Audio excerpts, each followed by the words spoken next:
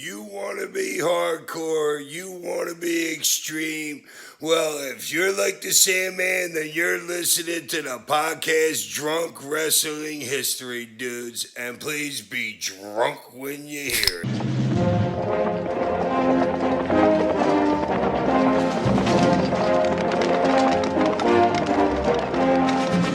We've got Bush. I like to fuck. Do you like to fuck? It's just money shots, chairs all over Barrett. Those guys with bang butts think they're a big deal. My dick is small.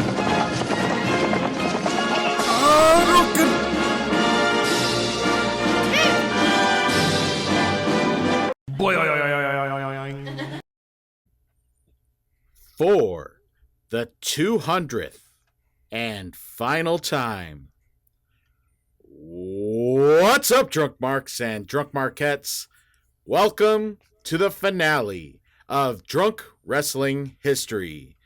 I'm your designated hero. 200 fucking episodes in. Son of a bitch. That's the first time he's ever done that. I think it is. I think it's the first time he's ever botched his intro. Fucking A. You fucked up. You fucked up. Oh you man, fucked up. if this was any other episode, I would let you start over, but nope. No. Keep that shit in. Let's keep this raw. Yeah, right. Why? Why get good at this now? Yeah. The lips, the mouth, the tip of the tongue. The lips, the mouth, the tip of the tongue. Red leather, yellow leather. I'm your designated host, Adam, and I survived a fucking Guar show to be here for this finale. And they are the world-renowned drunk wrestling historians. This is Eddie. I don't have a problem with alcohol. I have a problem without alcohol. And this is Scott. For the last time ever, you all need to acknowledge your tribal drunk.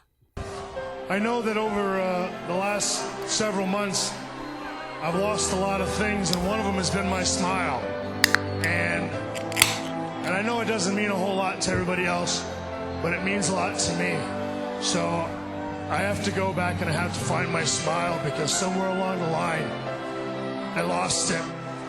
It was the single most greatest year of my life, and I have everybody here to thank, and it means a lot to me, and I'm gonna go home now. Yeah, I just didn't want a job to Brett. That's really what it was. Yeah, exactly.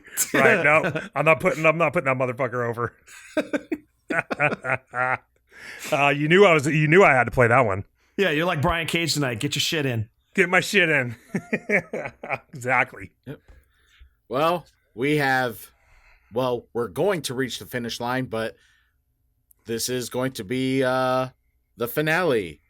Thank you. Whether this is your first time joining us or your last time, or you've been, what the fuck? If this is your first time joining us, or if you've joined us for all 199 prior, welcome. But if this really is your first time joining us, where the fuck have you been? Yeah. It's funny you say that. We got a bunch of new YouTube subscribers over the last 2 weeks. Sick. Like people are finding us right after episode 199. I don't know. People searched Macho Man on YouTube and found us, or what? It seems the subscribers seem to come in waves. You know, it'll be like suddenly you'll get like a couple. You know, like you'll get a lot, and then you won't get any for a long time. And we're riding one of those waves right now, just in time for the end. Yeah, exactly. But like Rick James said in that amazing Charlie Murphy episode on the Chappelle Show, it's a celebration, bitch. Enjoy yourself. It is. That's right. It is a celebration. I thought you were going to say, fuck your couch. Okay. And you're celebrating, Scott. I heard you crack a beer during your finding your smile. Actually, that's what the funny part is, dude. We don't have any beer left. I've literally gone through every last beer that Adam gave me. We have no more Jameson because somebody drank it at that Halloween little shindig we had the other night. Carissa drank that.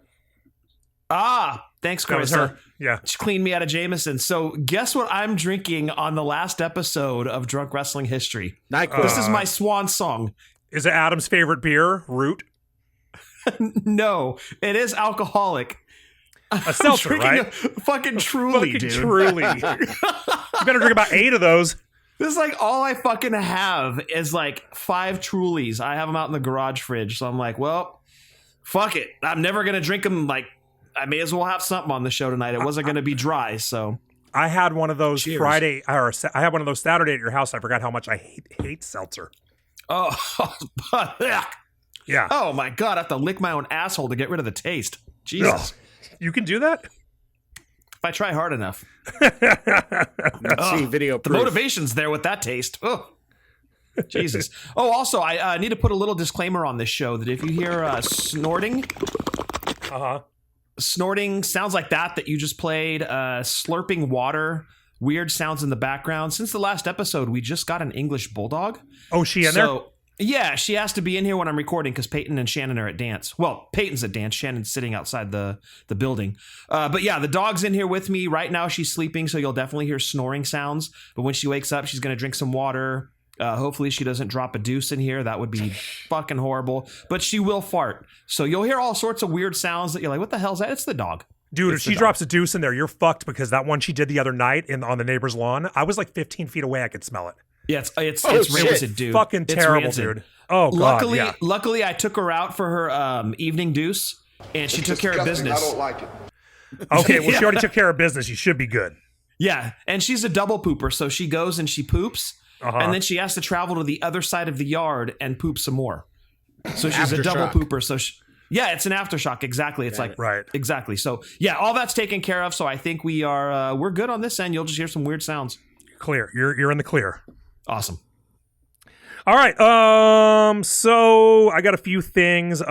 We got a video from JC, like a send-off video. I haven't watched it. I've seen it, but I just like recorded the audio from it without listening to it.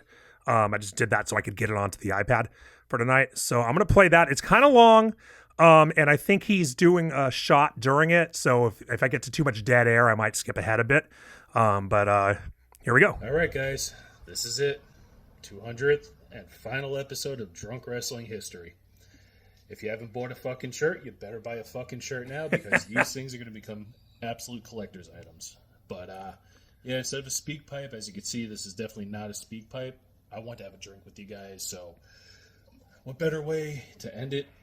Say goodbye and hello to new beginnings with the new iteration of the podcast than having a modified meat sauce slammer. I couldn't find Old D, so Steel Reserve works, right?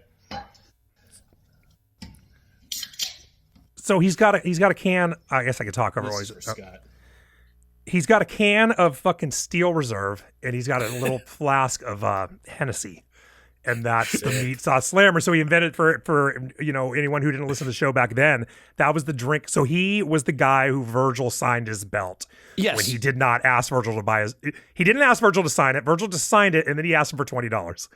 And he heard us talking about that, and he was like, "Hey, dude, that was me." So we got him on the show, and it was like one of our favorite shows we ever did. One of the 'cause best he's just- finds ever. It was so much fun. Yeah, it was such a fun Absolutely. show. So he was like, "Well, I'm going to be drinking while I'm on the show with you, and since it's a Virgil episode, I'm going to invent the meat sauce slammer." So that's what it is. And Scott, you can't see it. He said he's doing this for you. He's drinking this out of a Mets cup. Oh, Jesus Christ. Go Mets. Go Mets. It's a fucking choking hazard. Be careful. Proceed with caution. Get that Henny going, baby. Oh, God. That's so fucking... I don't know how he does this. Like, both ingredients are vile.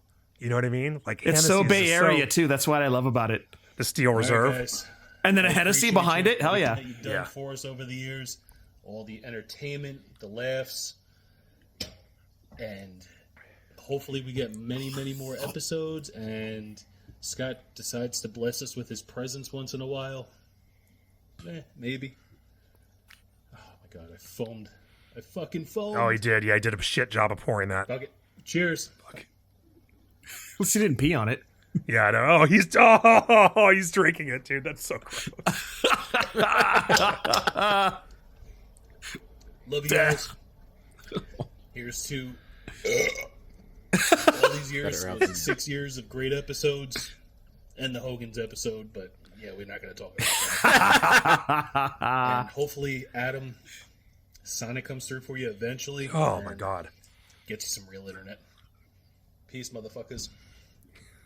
It's awesome, dude. Well That's done, awesome. JC. Thanks for sending that in. That was really cool. Yeah, he did a speak Fantastic, pipe, brother. He did a speak pipe Fantastic. at the Love you, beginning brother. too. Yeah, Well done. that was good. That was good. I love it. So then I got okay. Now I've alluded to this recently that I was going to play something that nobody's ever heard before. Did you guys have a guess at what this is? Probably something from like one of those episodes we started to record and then something got fucked up, so we had to cancel it and then do it another night. No. How about This is for- a missing speak pipe or? No. It's just us, and it's very old. It's just us, and it's from way back, and I never uploaded it. Oh, is this Tuesday in Texas? This is Tuesday in Texas, dude. Oh, shit. Yeah, I've talked for years about maybe someday it'll see the light of day, and I just never got around to it, or I was never going to put it out as a full episode because it's bad. But you were fucking hammered. You were as drunk as a person's ever been. I was drunk, exactly. Yeah, this is as drunk as I can get. You know, I'm like a minute. I don't remember recording this. All I remember is the next day I was like, did we record that? And I think I texted you and you're like, yeah, dude. Or I saw the file, whatever. Somehow I figured out we recorded it, but I couldn't remember recording it. And I was like, oh no. And I listened to it and I was like, I can't. If it had been episode like 90, I might have uploaded it when we already had an audience, but I was like, we don't really have an audience. You know, I can't put up something this bad. So I got a couple clips I'm going to play from that, which I think you're going to. My God, dude, this is great. I've never heard it. We No. recorded it, but I mean, we're talking like 6 years ago. Yeah, I saved it in the vault, and I haven't played it for any of you. Actually, as I was pulling the clips earlier, I played one of them for Carissa, or two of them for her. So she was like, "Oh my God, dude, this is what I was like after Guar." Adam can fucking back me up on that because I got fucked up Saturday night at Guar. Like I never get drunk like that at concerts. I don't even really like to get drunk at concerts. I like to get a little buzzed. Yeah, a buzz. Yeah, it's nice. But I mean, I was good till the end of the show, and that was when Adam. Do you remember? I got that last beer right before the encore. Did I take it up to the front of the stage with me? I believe so. Yes. Okay. On your big push going forward. Yes. Yeah, I had it with me because I think I spilled about half of it, and then I just slammed the other half, and then that was what really did me in. I was fucked after that. You know. So Eddie and Carissa have seen me at Disneyland. I saw Eddie at his Disneyland. It is my Disneyland. Through. Yeah. For people who don't know who Guar is, they're this crazy band that wear these insane costumes and they kill things on stage and they spray blood all over everybody. You come home just covered in blood. It's fucking wonderful. It's amazing. It's amazing. Yeah. All right. Anyway, I got a couple clips from this. So this is, here's the first one. So this is the beginning of the episode. I get drunker throughout the episode. So here we go. Yeah, we can still talk about wrestling. I think we're good with that. It is the drunk history of wrestling. You didn't introduce me, dude. You got your... Introduce yourself. This is that. It's Ghetto Blaster time, fools. Introduce yourself right on. I did just now. Oh, do it again. Try to keep up, dude. Oh, I'm sorry. Thank you. I might have had... So as you can hear, just your voice, I can tell. Like you are so fucking hammered, dude. Yep. Yeah. Okay, here's another one of me burying them for having the audacity to do 2 pay-per-views in a week. They had you pay the money for 2 pay-per-views that established nothing and took the heavyweight title completely out of the picture. That's what and I'm held saying. it up. Yeah, that's what I'm saying. It was 2 pay-per-views in fucking 4 days. 4 days, yeah. Yeah, I mean, please. That's ridiculous. No, I totally agree with you. Yeah. It went against the grain of what we're used to, especially for 91. You had your quarterly pay-per-views. It went against the grain of polite society. I mean, this is very rude of him to do this to me. I mean, how dare he? Like, that was just like, I mean, come on. Get the fuck out of here. A pay-per-view on Thursday and a pay-per-view on Tuesday? What's the matter with you? Oh my gosh, dude. Yeah. This is why I never uploaded this. You know what I mean? I was like, I can't, this is fucking unusable. You took drunk wrestling history so literal before we started recording. Yeah. Well, this was one of the pitfalls of trying to do 4 episodes in a night too, which was our original plan. We were like, we'll get together once a month and we'll record a month worth of shows. Right. And COVID killed that, but that just, honestly, that was never realistic in the first place. Like how often we're able to get together like a couple times a year. So that was never going to happen. So without, without Zoom, with FaceTime and then Zoom and now StreamYard, like this show would have been dead fucking right from the start. We were very ambitious, though. We were, yeah, that's true. We definitely had ambition. Yeah. Where we lacked skills, we fucking made up for it in ambition. All right, and here's the last clip, and this is us talking about Undertaker throwing the ashes in Hogan's face. So the end result is Hogan beats Undertaker, but it was more shady shenanigans on Hogan's part, wrestling like a heel, as you've mentioned, throwing the contents of the urn into the Undertaker's face, causing him to be blinded, at which point I believe Hogan rolls him up and pins him. Hogan blinded Undertaker with a dead body. Right. Threw them in his mouth. Yeah, he was like the Big Lebowski. He surfed these beaches from Pismo to La Jolla. And he threw his fucking ashes in the Undertaker's face. That's fucking crazy, dude. What the fuck is with wrestling? Dude throws the contents of an urn into a guy's face. Like, Not to be topped until the custody of a child was determined in a match. And that's a future podcast. That is a future podcast. So Yeah, so that's almost at the end. It was it was like a 20-minute episode. It was a 205 jive. It was there's short, only, but- 4 matches, 3 matches, whatever the fuck? Yeah. So it was like, yeah, we did that. It was intended to be a short episode, and it Right. was. But I don't think I could have gone on much longer. You know what I mean? Well, I believe we recorded 4 episodes that night. We did 4. We did Yes. Tuesday in Texas. We did, Yes. was it a watch-along? Intro episode. No, we did the pilot, which we kind of the just talked pilot. about. episode. Yeah, we And kind of then talked we about. did do a watch-along. No, we didn't do a watch along. We did celebrities. Adam and I recorded a watch-along. I believe that was our first attempt at Awesome Tanaka, but I think that was also unusable. Oh, you're right. Yeah, dude. I wonder if I have that. I should still. Oh fuck! I'll put that on YouTube. If I can find Yeah. that, I'll put that on YouTube because it's too late now. I completely forgot about that. I don't even remember if you participated in it or if you were just like blacked out on the table. No, I think I did. I think I was blacked out on the table, but still talking, if I remember right. Perfect. I'll see if Perfect. I'll go into I'll go into my backup drive and see if I have it there. But Oh my I gosh, think I dude. think I do have it, dude. The Drunk Wrestling Vault. Yeah, the Drunk Wrestling Vault. Yeah. When there was just excitement. All right, let's get drunk, and then you took the drunk part way too seriously. Yeah, exactly. Love it. Oh, yeah. Yeah, He was yeah. living the gimmick, brother. Yeah. All right. Well, let's get into our show. I was going to talk about but we've gone for a while. I'll get to that at the end.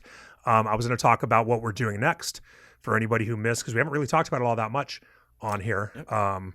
So we'll get into that at the end of the show. First off, you could also get your now collector's items, Drunk Wrestling History t-shirts on NicholasDickhead.com. Nicholas Dickhead. .com. T-shirts, tank tops, hoodies, and onesies, especially for any miniature drunk marks and drunk marquettes that you make while listening to this episode. Because you do get laid.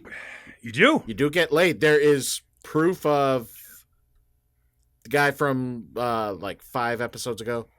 Yeah. Yes. Yeah. Right. He needs to give me and Ted pointers on how that works, but you can get your fucking shirt or your fucking shirt at NicholasDickhead.com. Buy a fucking shirt. And if you don't believe it'll get you laid, I'll make video proof if you guys need that.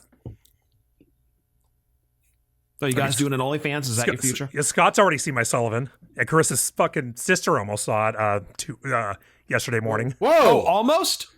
Well, she said she didn't see anything. Okay, Adam, you good. don't know this. She crashed here after the Guar show, right? And I went to bed. Yeah, I know. was- We all took the car back to your place. Right. Yeah. Well, I mean, I don't know if you knew she didn't go home. Yeah. She stayed here, so I go to bed. I sleep naked, and I got up to feed the fucking dogs. Oh shit. Oh no.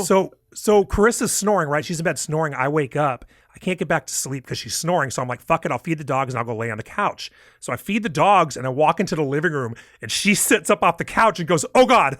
I think when I fed the dogs, that woke her up. And then I was like, oh my God, I forgot you were here. I totally forgot she was here. And I've almost, dude, Scott, I've gone out there and fed the dogs naked when you crashed here, but I wasn't going into the living room. You know what I mean? I was just going into the kitchen to do it. Right. So there was never, but I always remembered it. I'd be like, oh shit, I better get back in the bedroom, you know? But no, not with her. I was like, oh, I'm gonna go sleep on the couch. And she was fucking right there. I was like, oh my God. Showing off your weapon of ass destruction. Yeah. Yeah. So I had quite a Sunday morning. So did she. Yeah. Hopefully she's not traumatized on anything. Mental note, I'm not sleeping at Eddie's anymore. It's disgusting. I don't like it. All right, let's do We this. saw what Scott's drinking. Eddie, what are you drinking? Oh, I'm drinking a hazy little thing IPA. It's 6.7%, so if I fucking finish this pretty quickly, I'll get a decent buzz. So here we go. And in honor of Scott, normally it would be a clear cup, but they didn't have it. There's Mountain Dew Baja Blast in here. Fuck yeah. Yeah. God bless you, Adam. It's disgusting. I don't like it. It is, but How dare you? but Both of you. I'm gonna put it. Actually, that aftertaste is not too bad. That's delightful. And I also got the new Frank's Red Hot Fries in there. So Oh, shit. yeah. Okay. Well, you went all out, dude. We'll see how that works. Hell yeah. No, this is a celebration for you. Aw. Amazing. Thank you, You're Adam. welcome. That means a lot, dude. Thank you. Plus, I had a very light lunch, and I kind of need some carbs. For our final episode, this takes place back in the year of our Lord, 1990, at the Toronto Sky Dome in Toronto, Ontario, Canada. This is WrestleMania 6. Commentators Gorilla and Jesse, announcer The Fink, backstage reporters Mean Gene, Sean Mooney, and Steve Allen, and aside from other celebrities that appear later in the show, notable fan in attendance, a 6-year-old Edge. Oh yeah, I forgot Edge was there. That's I right. didn't even think about That's that. right. Yeah. Yeah, that's a great piece of trivia. Yep. I hope you had so much fun with that drunk fact. Did we talk on the last episode about how we almost redid a pay-per-view accidentally for this episode? Or how No. So, okay, before I get into why we're doing 6, my original idea for our last episode, we were going to do SummerSlam 88. And then I start thinking, well, you know what? SummerSlam 92 was really good. You got Sherry's ass and those pants. And you got Flair was on the show, I think. And the Yep. We may have The Hulk- been up to date Hulk- prior to recording. Yeah. The Hulkster in Heaven was dead. You Yeah. know, it was I was like, this is going to be a really fun one. And somehow Adam thought I said SummerSlam 91. And then at some point he mentioned SummerSlam 91. I was like, no, we're doing 92. And he goes, you know, we already did that one, right? I had no idea we already fucking did SummerSlam. It's what happens when you get to 200. And it was like 80 something. It was a long fucking time ago. So I completely forgot. So it was like, all right, well, I always wanted to get to all the WrestleManias. And obviously we came nowhere close to that. I don't think we even got really that close to half of them. I don't think we made half. Yeah, so it was like, okay, what old WrestleManias haven't we done? And we did almost all of them 1 through 10, but we're missing a couple. Actually, 7 and 8 might be the only ones now. I can't remember. We might have Probably done 2, fucking 7, and 8. That would sound right. I thought we did 2, but okay. But it was like, I was like, we had to have done 6. And I'm like double checking. I'm looking at my spreadsheet, all this shit. I'm like, how have we not done 6? Like, this seems like such an Wow. obvious one to do. Yeah. So we're like, all right, let's do 6 because that was a good one, you know? And it was like it was a good one. And it was a big one and a memorable one. So it almost would be like an omission if we didn't get to it. Yeah, totally. So Totally. we decided after 200 episodes, it was time. So to get into the background of it, it's the first international WrestleMania in Toronto was the first place. It was also the second, and it should have been the third international WrestleMania by now. And England should have been the fourth. And I'd like to take this opportunity to say fuck Saudi Arabia, fuck WWE for taking WrestleMania there, fuck Word. TKO, fuck Muhammad Bonesaw, and fuck that country. Fuck everybody for helping whitewash the fucking bullshit that country's up to. It's one of the worst places in the world for fucking human rights, but they have enough money to get shit like WWE and that stupid ass comedy festival. to make themselves look like a legit country. But instead, they're like fucking stupid, backward, sexist, homophobic, slave labor using monarchy. And that's it. Fuck them. Eat a dick. Thank you. What's your Rant Perfect Strangers over. equivalent music? Shit. For this, probably the Iron Sheik song. Oh, damn. I always loved the intro to this pay-per-view. It was really different from from the 5 previous to it. It starts out with like a cartoon basically, and it's constellations. It's like the fucking lion or whatever the fuck. The seltzer got you. I fucking hate it so bad. And it's Vince doing voiceover, and you see all these constellations kind of appearing. I'll wait for Adam to get his food out of the bag. You may proceed. Okay. We have to open the container. Hold on.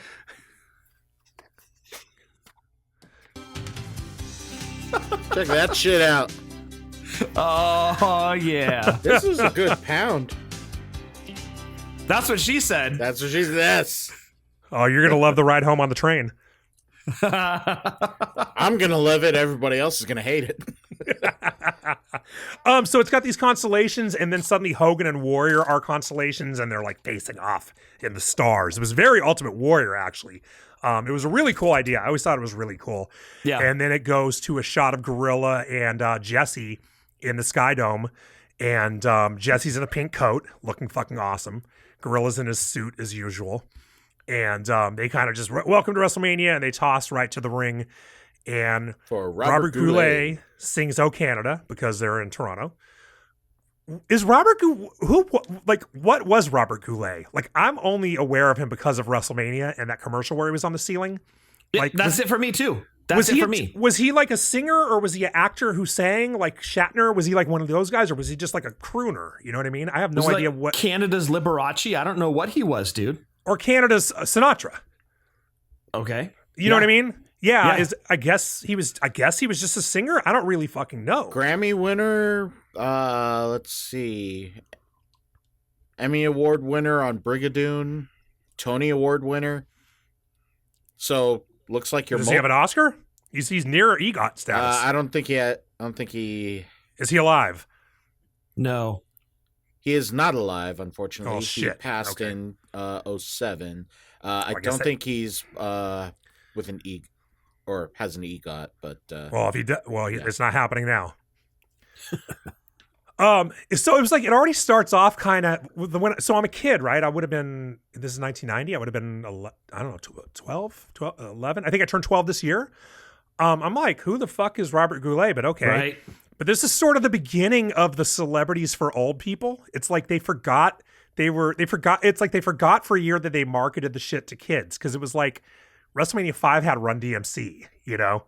And I know before that it was like Aretha Franklin and people like that. But it was just so weird. The celebrities they picked this year were really fucking, I don't know. Maybe they had to get the people who could fucking get a passport, you know? Like maybe all the cool celebrities had DUIs and can't go to Canada. I really don't know. Can't get Tyson for obvious reasons. No, Tyson's not. Well, Tyson wasn't doing shit in March of 1990. No, absolutely not. No, dude, he was you're still right. fucking icing his forehead down, I think. But it's really cool. So like right after that, boom, Coco Beware's music hits, and Gorilla tosses to the Fink, and I was just like, how cool is this? In the first couple of minutes, we've got Gorilla, Jesse, the Fink, and Coco rolling to the ring in one of those tiny fucking rings. those rolling platforms. Yeah, The last time they did that. Yeah, right. I never understood why they didn't bring that. I mean, I know everybody has much more of an entrance now. Back then, guys would just walk to the ring, you know. Now they have pyro and they have poses on the ramp and shit. It's evolved over the years. But I would have thought at like 17, maybe they would have done it, or even fucking 8. You know, only 2 years later, they were in a stadium again. Here's a fun fact about those little ring carts. How long do you think it took them to make a toy of that? Something tells me obscenely long. 20 like years? 30 years. Yep, it was about 30 years. In 2020, 2021, Mattel came out with 2 ring carts, one containing Macho Man, one containing Andre the Giant. It took them 20 years almost, maybe a little longer, to produce those ring carts. People Are have they, been like- clamoring for it for years. Are they motorized or anything? You know No, what I mean? they are just not. sit there. Because that'd be pretty cool, dude. It would be like one of those ones like you pull back and then let it go and it rolls forward, or like Yeah, a little yeah. ripcord or something, or even a battery powered where it rolls. But no, unfortunately, they don't have any of that. It just you manually move it. Pretty But much yeah, like it took the them a long time. skateboard tech deck or something like that. Yeah, exactly. But yeah, it took them a long time to make those ring carts. And it's funny that you mentioned them because they're so beloved. Like people that talk about old WrestleManias are like, yeah, man, like I remember watching Hogan and Andre and they came down in those cool ring carts. Yeah, like, it was people so cool. still remember them and they only used them up until 6 and then that was it. It was done. Yeah. They should bring him back. Bring him back for like Naya. You know what I mean? Somebody whose entrance sucks anyway. Dude. You know? Damn. Like someone who lacks fucking charisma. You know, bring Bobby Lashley back and put him in one of those. The ring cart has more charisma. Yeah, right. Yeah, exactly. Yeah. But Maxine Dupree should fucking come to those like at every show in one of those things. You know, she's on Raw. There's Fucking going to be a Falls Count Anywhere match. It's going to end up in one of those ring carts, and then it's going to roll out of the arena into all the people making the hot dogs when you exit, and then into the street. Oh, dude, those hot dogs. Yeah. So anyway, yeah, the first 4 people you see on camera are all in the Hall of Fame. And then you get Rick Martel, who should be in the Hall of Fame. So the first 5, so I'm calling it the first 5 because to me, Rick Martel is unofficially a Hall of Famer. Agree. And let's make this perfectly clear right off the bat, too. We've been doing this show for 6 years. It was my opinion before doing the show, and it's my opinion at the end of our show that Jesse and Gorilla are still the best WrestleMania announcing tandem in the history of the WWF. You think better than did Gorilla and Bobby ever call one? I don't know if they called a WrestleMania. Let's see. Bobby was at 8.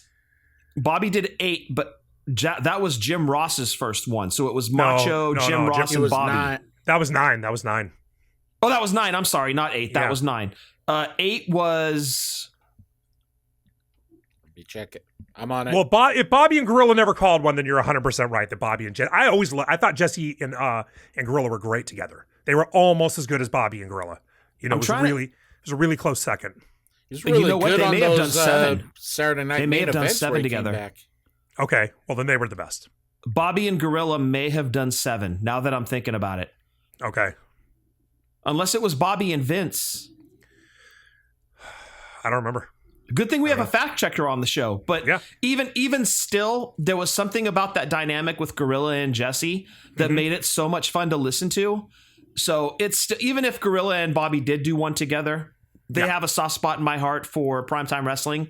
Right. But for WrestleMania, for me, it's Jesse and Gorilla. Yeah. 7, Gorilla and Bobby. Okay. There you go. Okay. All right, so let's get into the match. And 8. Okay. Okay, there you go. They did 8 Okay. too. All right. So the bell rang 8 minutes into the show. It's ringing 32 minutes into this show.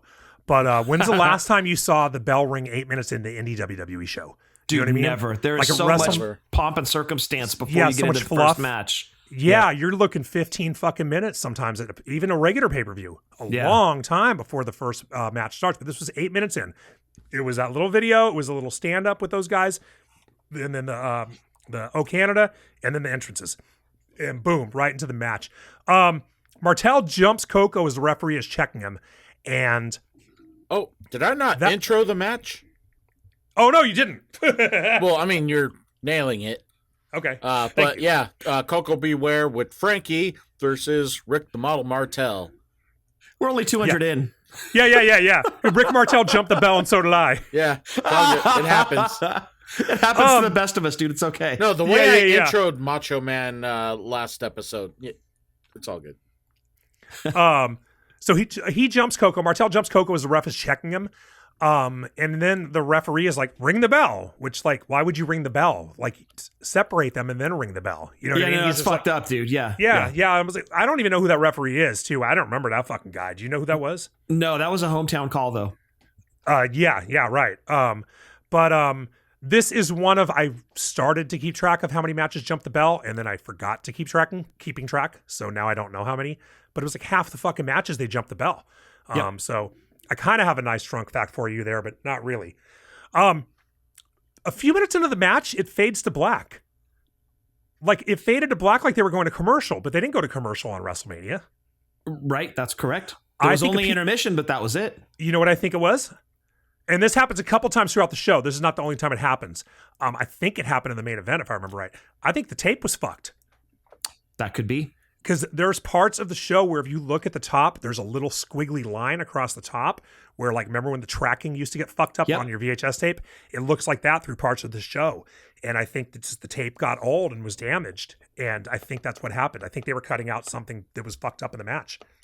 Damn. But if you watched it, dude. Yeah, like if you've never seen that pay-per-view before, if you watch wrestling now and you've never seen that pay-per-view before, you would probably be like, oh, they must have gone to commercial. But no, they absolutely didn't go to commercial. But that's exactly what it looks like.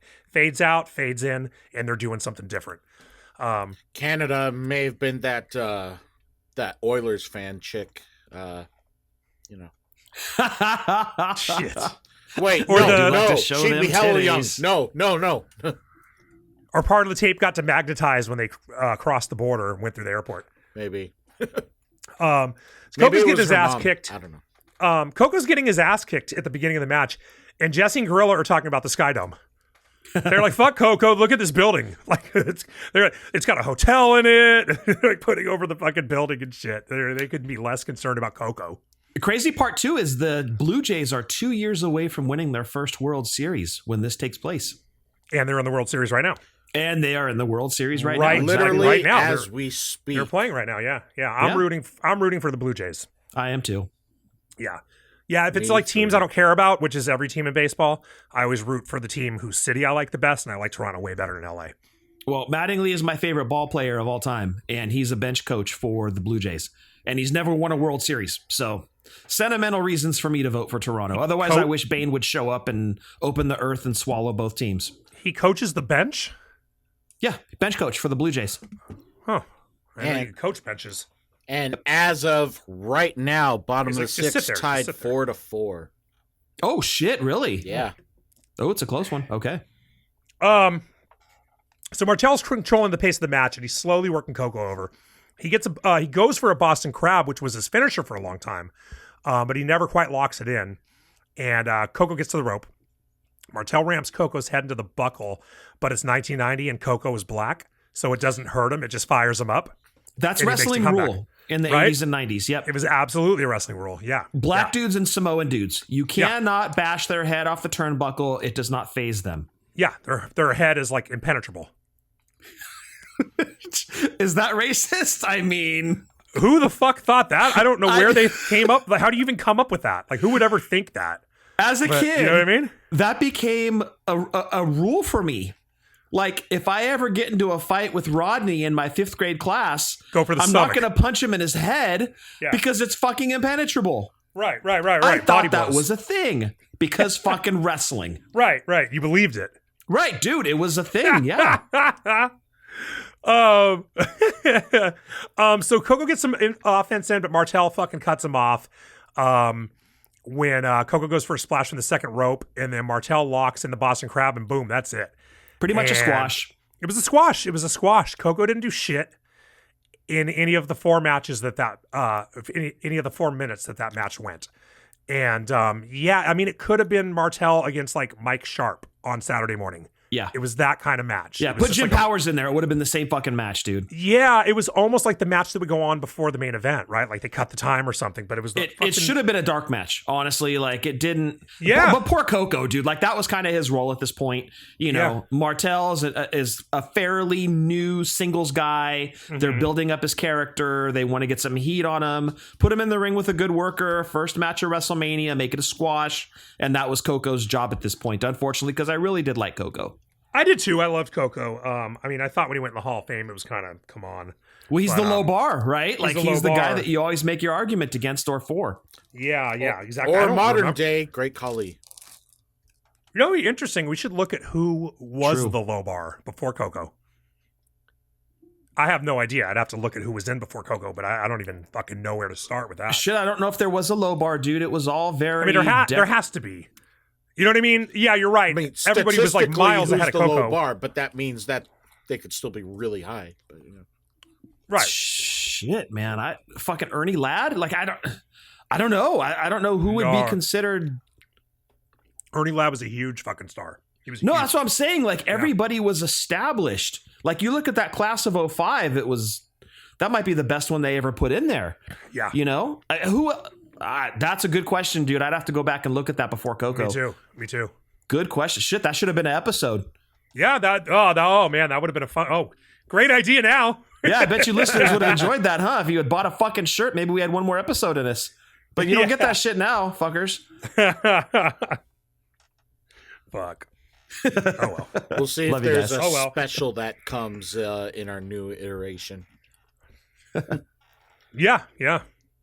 Well, that's it for that match. Pretty much, I didn't see a tap, but it must have been a vocal submission. It's vocal. There was no tap outs, Adam, before 97, 98. Oh, when UFC became a thing, that's when tap outs kind of kicked in. But before that, it was vocal. You would have to take the referee's word for it. Sometimes they would nod. You know, they'd nod their head sometimes. Yeah, that too. Yes. Also, just for these past 200 episodes, I hope my actual learning of some things from our drunk wrestling historians has been nice and relatable and entertaining for all of you, because I'm learning just as much as you are. So that's the goal. That's awesome, Adam. Right on. Yeah, I mean, that's part of why we did the show, you know? Yeah. Yep. And it was great to take you along for the ride too, because you came in like late 90s, early 2000s, like that was your era. Whereas Eddie and I are pretty much the 80s guys. Right. So it was cool to have you jump in. I'm sorry we had to submit you to the Wrestling Classic. That was like the ultimate form of hazing as far as watching wrestling goes. But you were a total sport about it. You've dove into every episode we've thrown in front of you, and you just accepted it and loved it and did your job, dude. So I'm glad that you were learning things, and hopefully you enjoyed it too. Definitely did. I think for the first time I heard Bobby the Brain commentaries, like, this fucking heel. But then listening to a lot more pay-per-views, this guy's fucking awesome. Yeah, he's the best ever. He is the best Amazing sports entertainer ever. Yes. The all-around best sports entertainer. Yes. Ultimate utility. Put him behind the camera, audio, in front of the camera. He got something to do. Hell yeah. We love you, Bobby. Speaking of Bobby, he's up next. Next match is for the WWF Tag Team Championship. Colossal Connection. They are the champions, with Bobby the Brain Heenan taking on Demolition. But we get a promo backstage first with Bobby Heenan. And this was a great promo. It was, dude. With the Colostomy Connection. Yeah, so Gene calls him the Colostomy Connection. And then Brain calls him out on it, and Gene denies it. And then Brain says, well, if you want to talk about evacuation, that's what's going to happen to Demolition. They're going to be eliminated. Yeah, taking evacuations via elimination. Yeah, and then at the end of the promo... so goddamn good.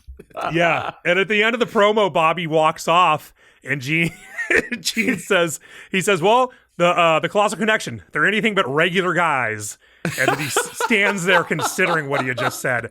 Do you think that these two guys worked this out to pop Vince? Oh yeah. Right? Oh yeah. Yeah. I was scripted that shit like Macho Man scripted 3, dude. Like exactly. that was Exactly. Scripted, Yeah. yeah. And I was like, this was for like an audience of one. This was to make Vince McMahon laugh.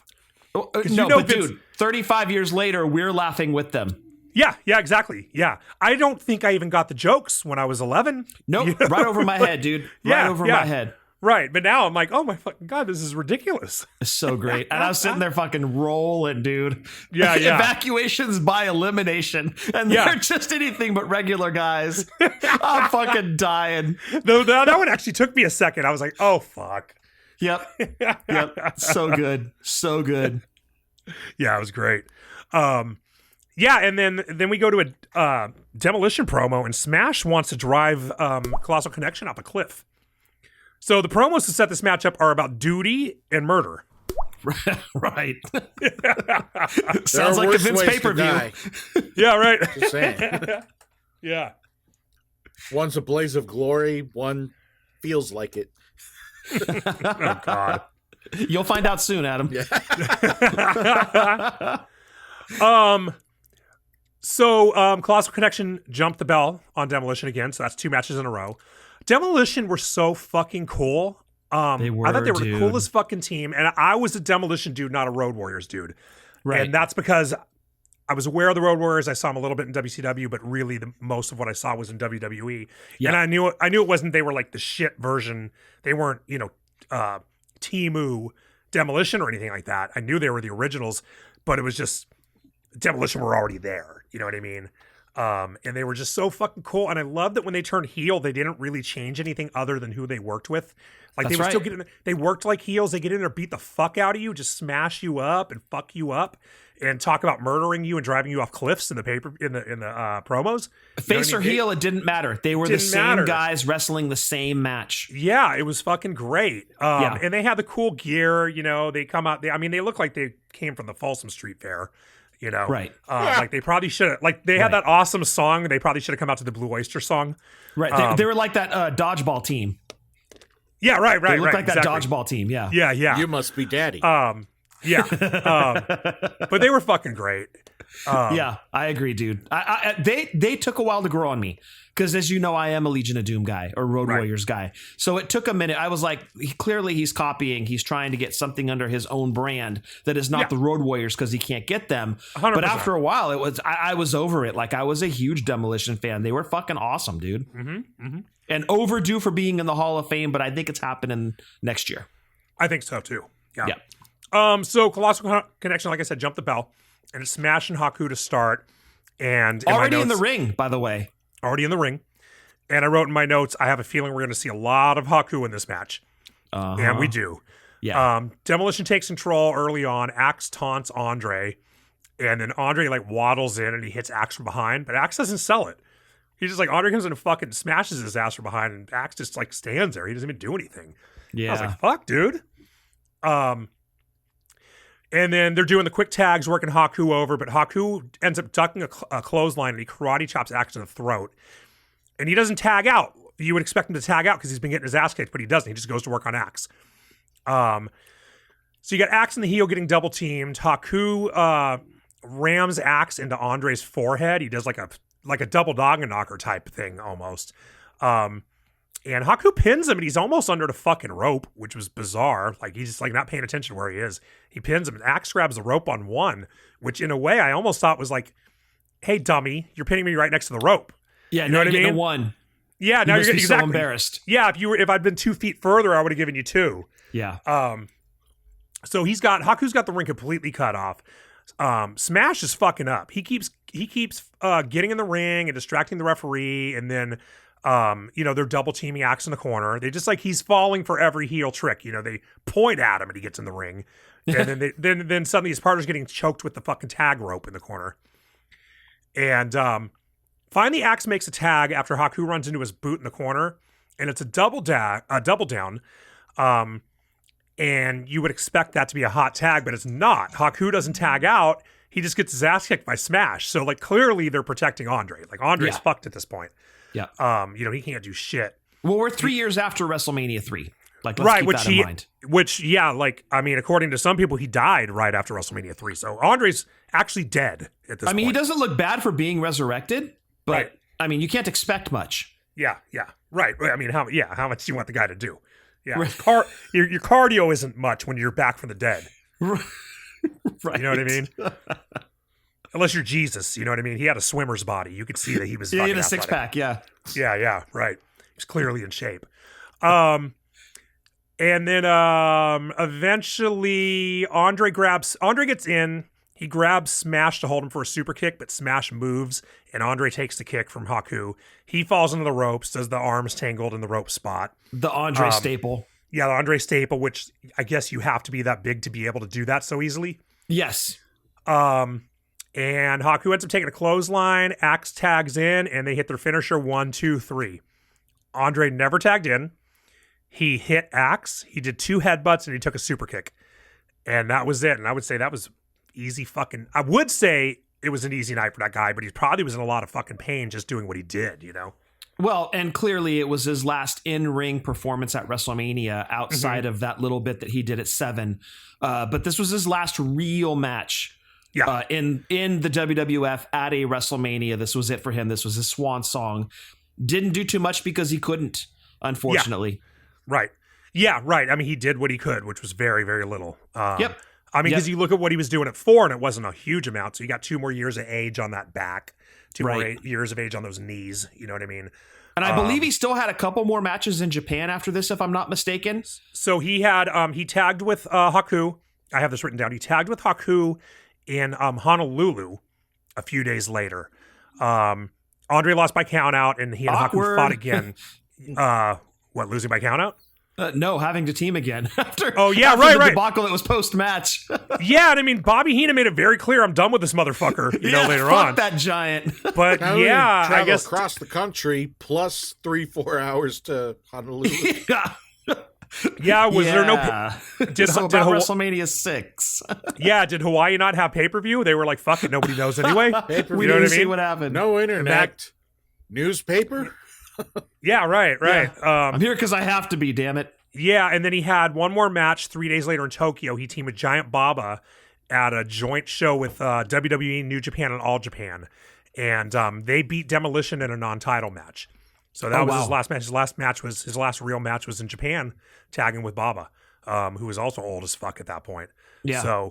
So clearly he must have already agreed to go to Japan. I'm surprised he went to Japan, dude, with that flight. And, Honolulu would have just been a stop on the way to Japan. Right. Yep. So that was it. So after the match, Heenan gets in his face and he's yelling at him. And he's yelling. I couldn't believe this when I heard it, and I never caught it before. Heenan's yelling, and you can hear it on camera. I'm the fucking boss. I'm the fucking boss. In 1990 on WWF TV that is being geared towards children. Yeah, it was pretty crazy. I mean, you wouldn't hear that now, No. Well, The Rock at 40, actually. Well, okay. I guess The Rock every once in a while. But Sasha, on HBO when they show a AEW pay-per-view. Well, that's AEW. AEW's that's their whole thing is fucking swear and fucking anything burn that's people. not PG. Yeah. Right. Yeah. Jade Cargill said shit every promo when she was there. So he gets up in Andre's face and he slaps him, and Andre's like, motherfucker. You fucked up. He grabs Heenan by his collar. He smacks him back and forth a couple times, and then he punches him, and Heenan takes the funniest fucking bump, dude. He just goes ass over tea kettle, lands on his shoulder and shit. But those slaps by Andre were so bad. Like the first one missed almost entirely, dude. Like when he goes to paintbrush Heenan. Right, you could see a lot of fucking light between his hand and that face. Yeah. But the punch looked good, and he just sold it so well. And then he fucks Haku up. He turns around and Haku's ready to super kick him. He catches his foot, fucks him up.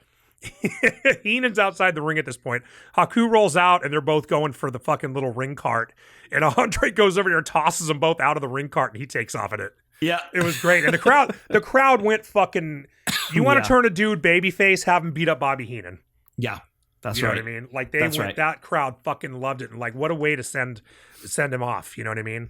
Because did we not see him again at all until 7, or did we see him before that with the Bushwhackers? He had done a couple appearances, I believe, with the Bushwhackers. Okay. And also he was in Boss Man's corner at 7 against Mr. Perfect, so he had made some appearances leading up to. Okay. So Okay. This he was away. This was effectively it at WrestleMania for Andre. Yeah, and he was gone for a while. It was a long time before we saw him on TV. He was. So it was a really good way, send him, let him leave as a babyface. Yeah, and normally you do something like this, you're going to have a matchup between the former tag team partners. Mm-hmm. Nope. Andre was it wasn't left in the gas tank. He was done. Yeah, exactly. Better than Taka Aguila? No. Not even close. But look, give Demolition their flowers. I know you hate that, Eddie, but 3-time tag team champions, which, correct me if I'm wrong, first time in WWF history to this point where we have 3-time WWF tag team champions. Yeah, I want to say somebody. I think the Samoans won it twice. Yeah, I think there's somebody who had been a 3-time champ himself, like with different partners. But I'd have to look that up. Like, Tito, maybe Tito. I was going to say Martel, maybe, because he was tag partners with You're he right. was champ with Gorilla, and they might have had it twice. Okay, I'd have to verify that, but definitely the first time a team had been 3-time champs. Yes. Yeah, and it wasn't until let's see, SummerSlam that year where Demolition were heels. The Hart Foundation won the titles for a second time, but by that point, Demolition had already won it 3 times. So, I mean, you talk about it, it goes right back to what you said at the beginning of this. Demolition deserves to be in the Hall of Fame. Put him in. 100%. No question.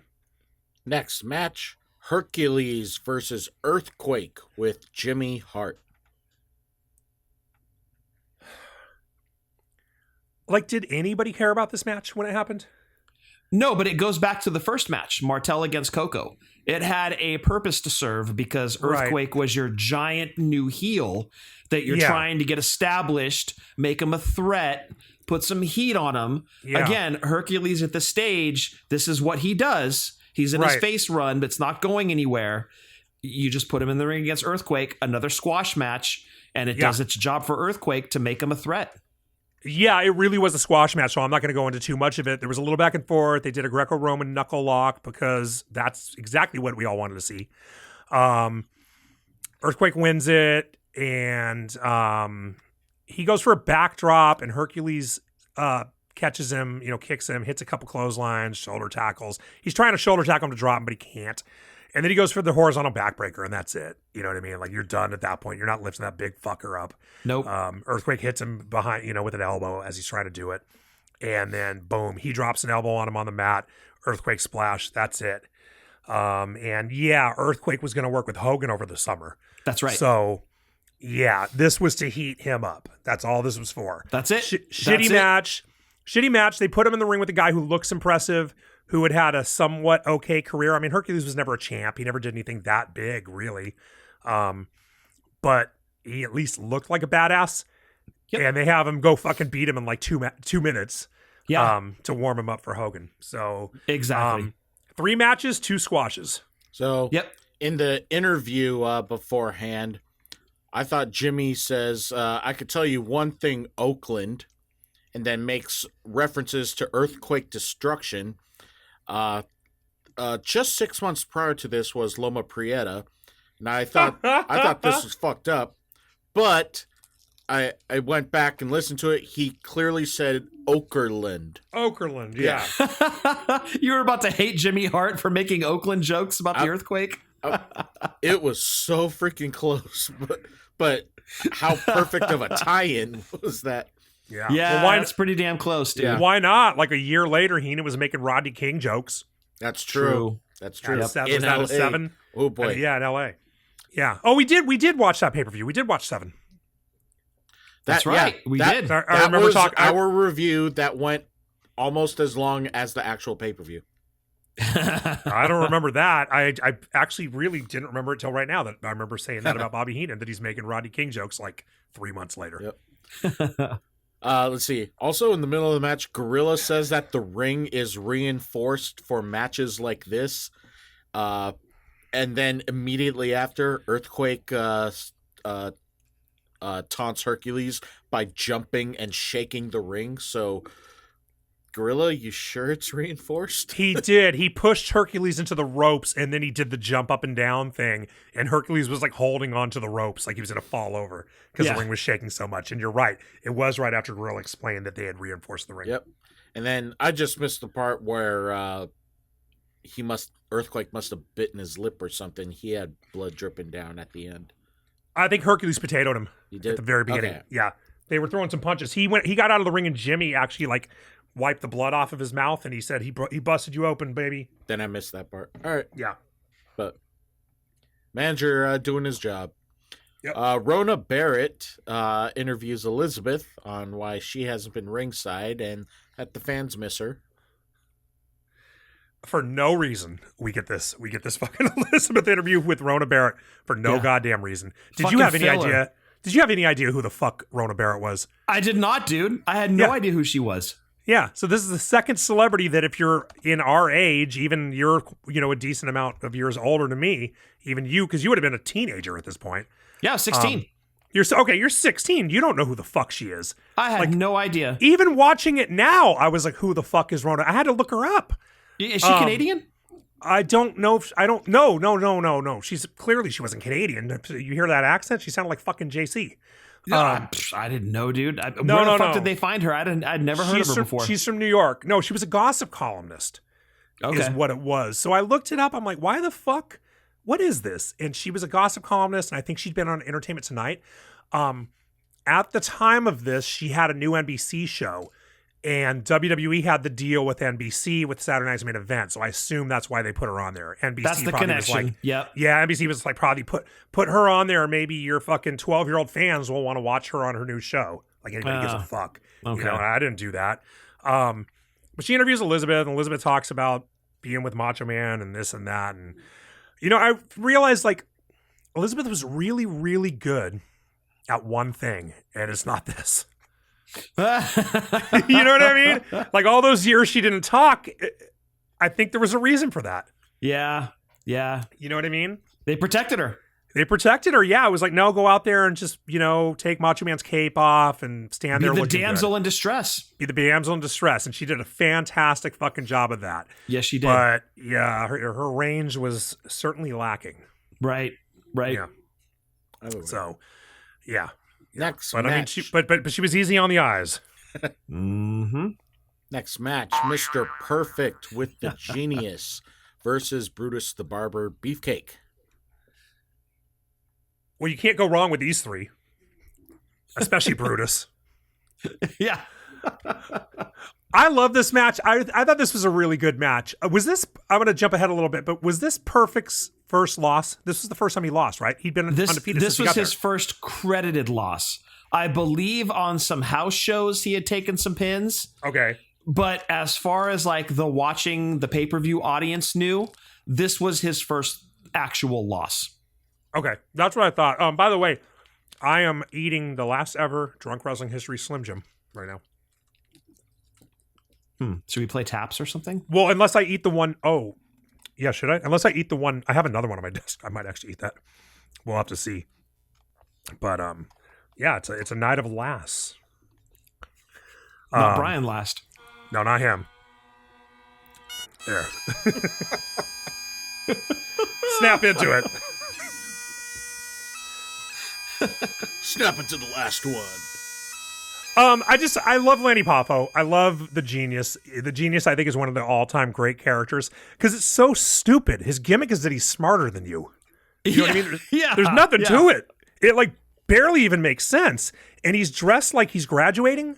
You know what I mean? He's not like, he should be dressed like a But graduates don't scientist wear their or gowns something. every day. Well, the Genius did. That's how, because graduates aren't as smart as him. That's true. Like it never, That's and true. he had the scroll. Like, what's he carrying a scroll around for? And he's still doing the stupid poems. But now they're heel poems. Because Adam, have you ever seen Leaping Lanny Poffo? No. We did the episode about him, so we talked about it. Covering it. I just know that was his gimmick, but Yeah, never watched he the always match. did. He always He did was the never on a poems. pay-per-view.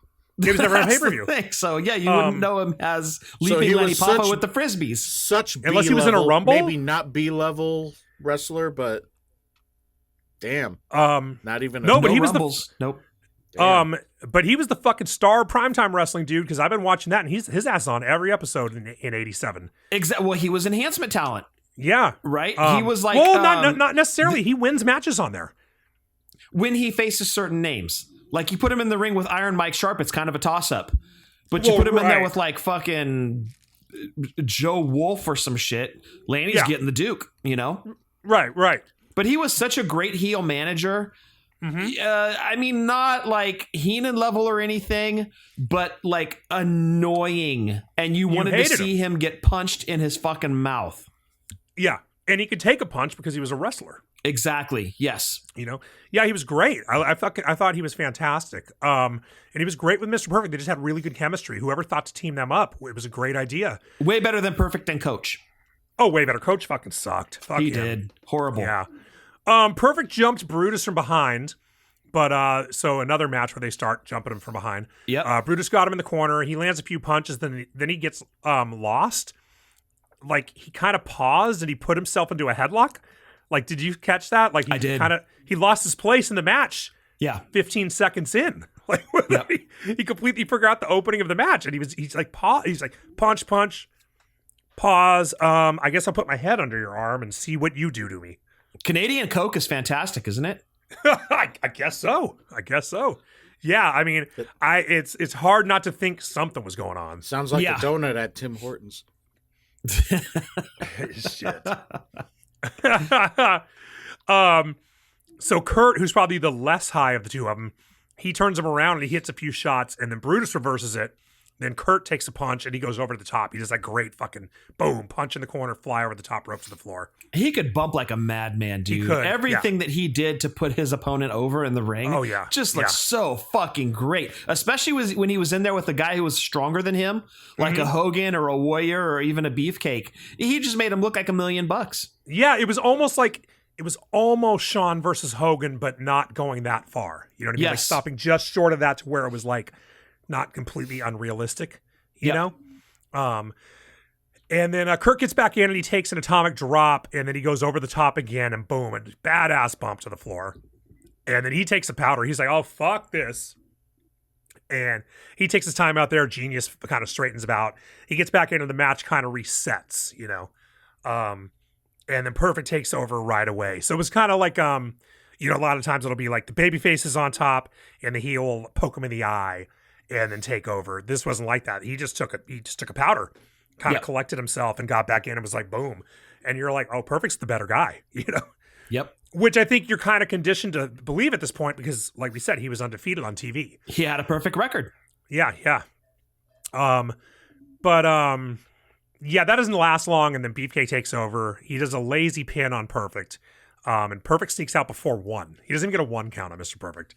And I don't know if that was a plan. I don't know if he did a lazy pin and Perfect was like, fuck this, I'm not taking a 1, kind of like earlier with the pin by another the rope. match. Yep. Yeah, I don't know if that's what was going on or what. But eventually Genius gets on the apron, and when the ref goes to yell at him, he tosses the scroll, and Perfect clobbers Brutus with it. So slick, and you think that's the finish? Yeah, at the end of the match. Yeah, and it went on for a bit after that. It did. 2.5 count. And then Perfect does the that neck snap, the whole thing. And then Gorilla says Joey Morella almost counted a 3, and Jesse says, what do you expect? He can barely count to 3 on his own? Which I don't really understand that joke. I don't really know what that meant. Well, he's calling his announcing partner's son stupid. Well, yeah, but I mean, I know he's calling him stupid, but how? Like, he could barely count to 3 on his own. I don't know. So at this point, Brutus is fucked up. Perfect's hitting him, and he walks around the ring and hits him again. It's like he's playing with his food, like a fucking, like, you ever seen like how a killer whale will like just beat up a seal? Yeah, or like a cat with a mouse, dude. He's cat with a mouse. Yeah, he's toying it's with prey him. at that point. Yeah. Yeah. And Brutus is on his knees. He takes Perfect down with a double leg, slingshots him into the corner. Perfect hits the post, and Beefcake pins him.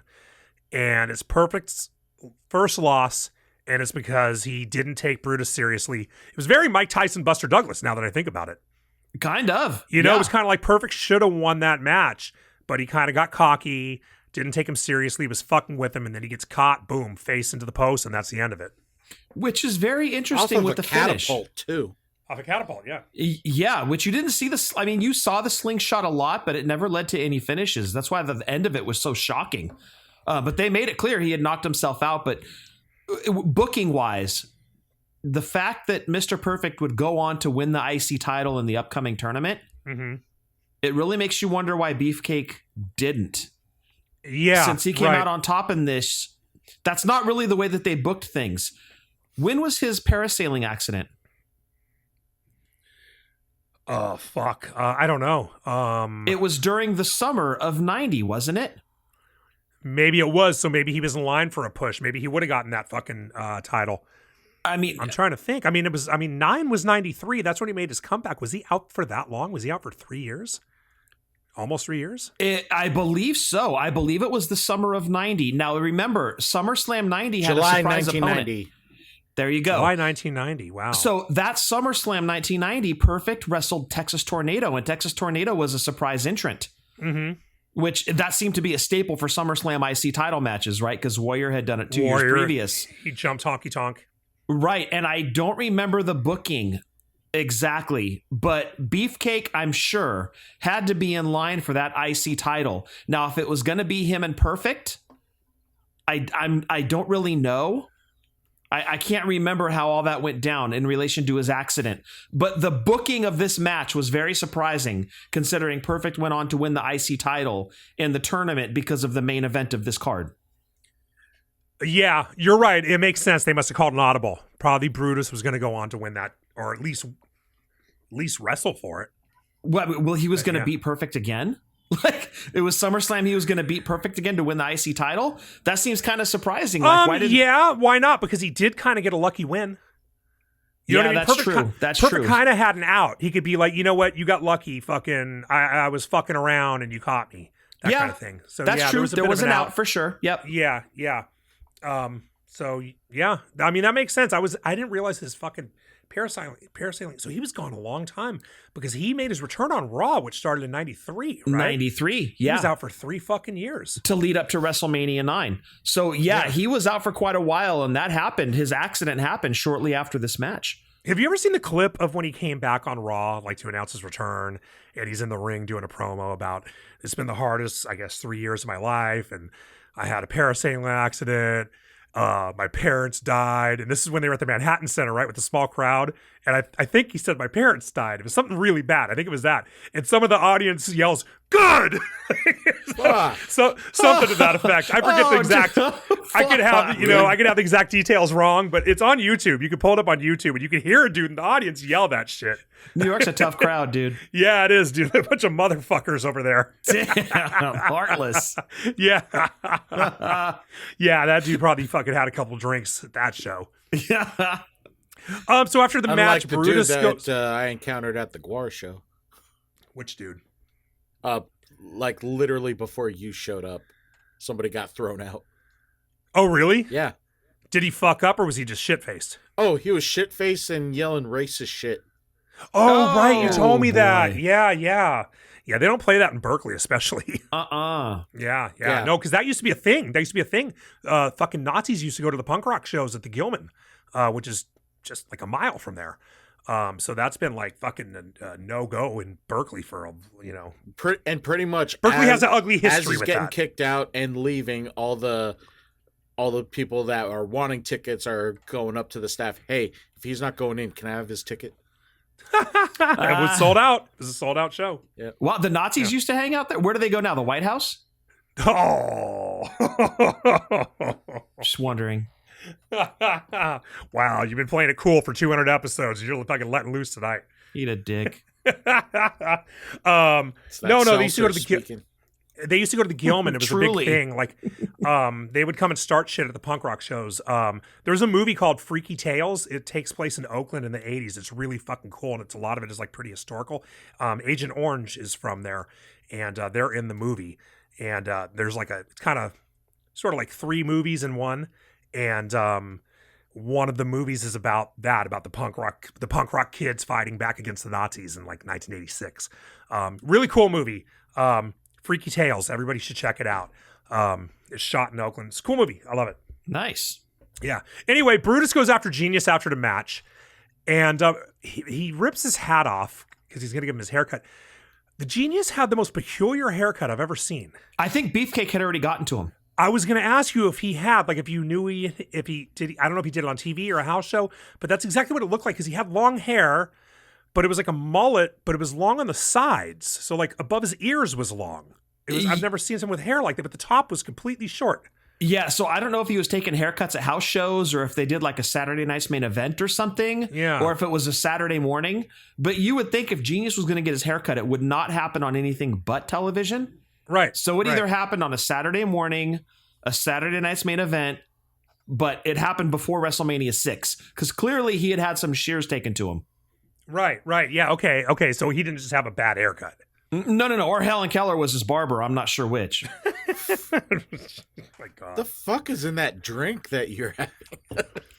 Sugar, and that's it. Sugar and yeast. Really? Because it tastes like garbage. Yeah. Well, it's like they forgot to make it into beer. Or something with flavor. Yeah. No, they're terrible. They taste like medicine, dude. They taste like. Did you ever like? I don't know if I want to get into this, but like the fucking whipped cream you're supposed to eat off a chick that you bought at Spencer's in the 90s. Dude, I never tried that. Okay, that's what it tastes like, dude. It tastes like seltzer. It tastes kind of medicine-y. Ugh. Yeah. Wait, I'm glad I yeah, you're didn't. like, a special whipped cream? yeah, Yeah. like it's not Spencer- refrigerated. Like it's not Spencer or refrigerated. adult stores? Yeah, like Spencer. Yeah. Well, yeah, Spencer's. They sold it like, and they had different flavors, and it was like not. It wasn't refrigerated, so I assume there was no dairy in it.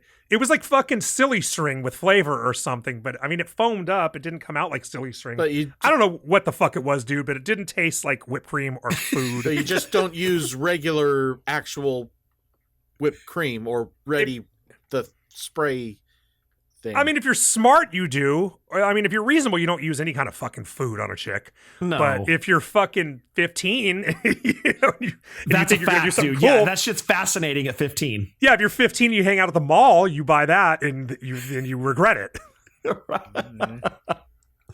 How do you make vagina taste worse? Well, here's some whipped cream we got from the Spencer's. things that I've been I mean, learning I don't know here that. I don't on know this that. show. I don't know about tasting worse. For the last It shouldn't 200 taste bad. episodes. Yeah, no, I mean it should taste just fine on its own. Vagina.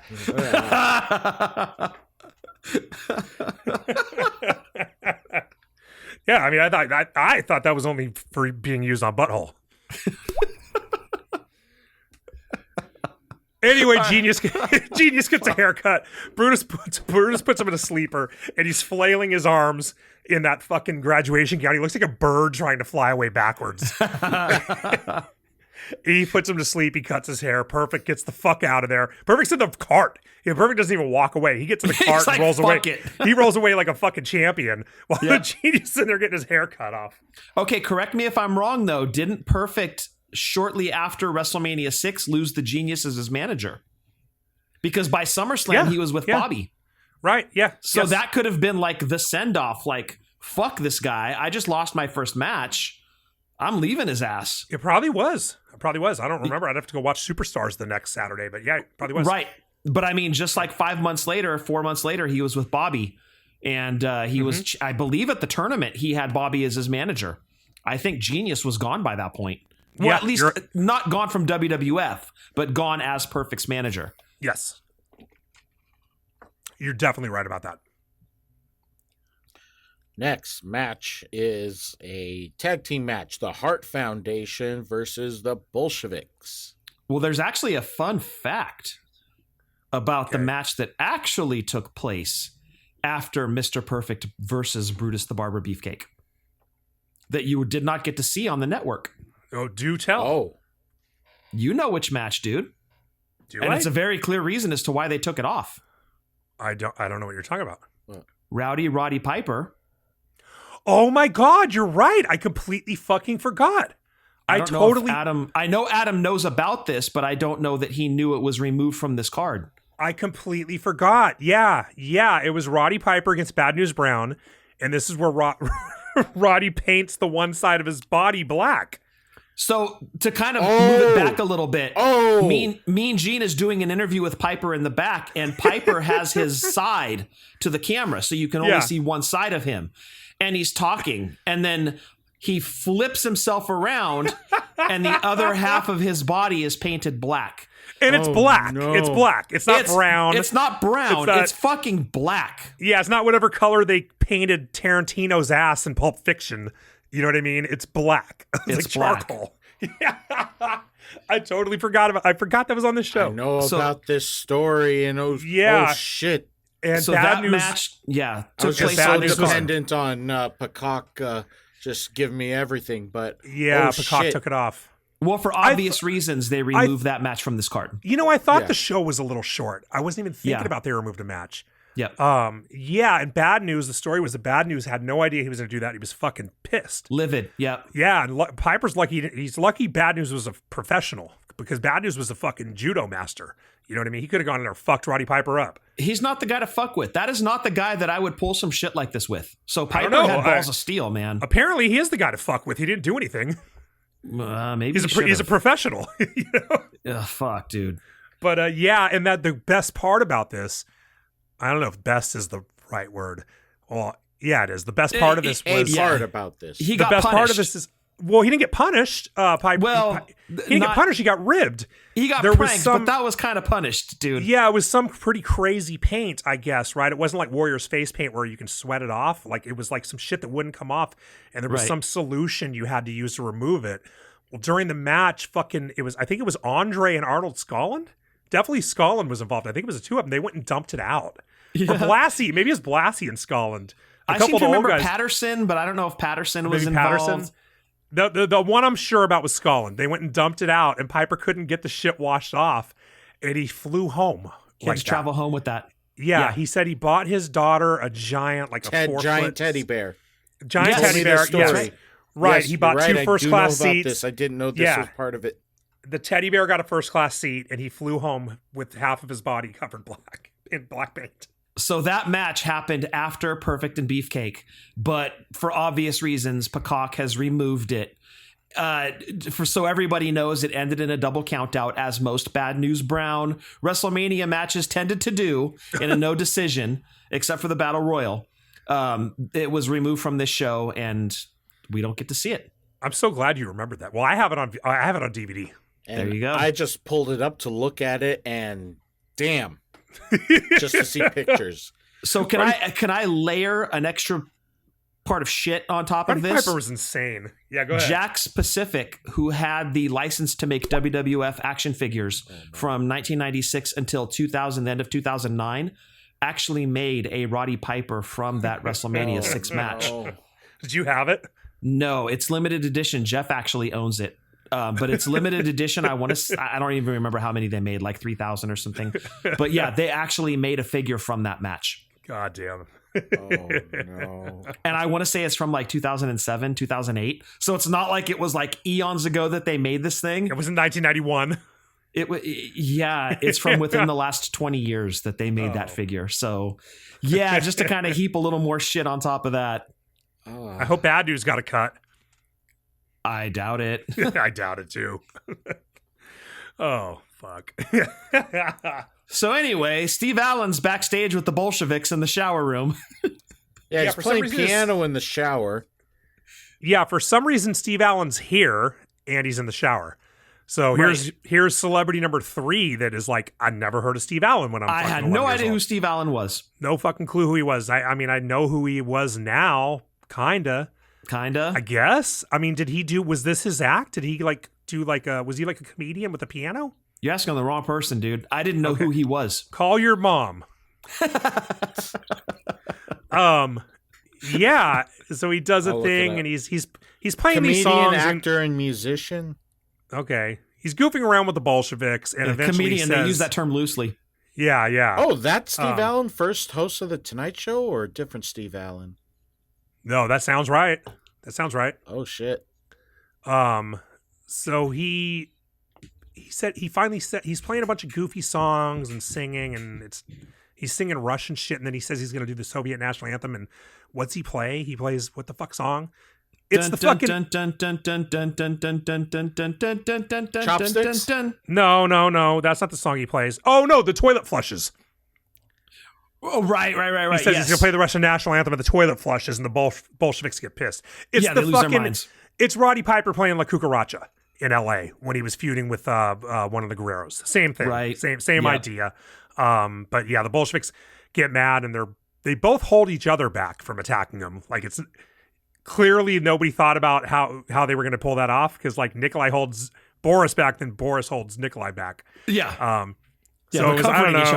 It was funny when I was 11. When I was 11, I guess it's still kind of funny, but it was just a dumb joke that Vince thought up. Yeah, unfortunately, it's not the last time we'll see him backstage. Spoiler alert. Yeah.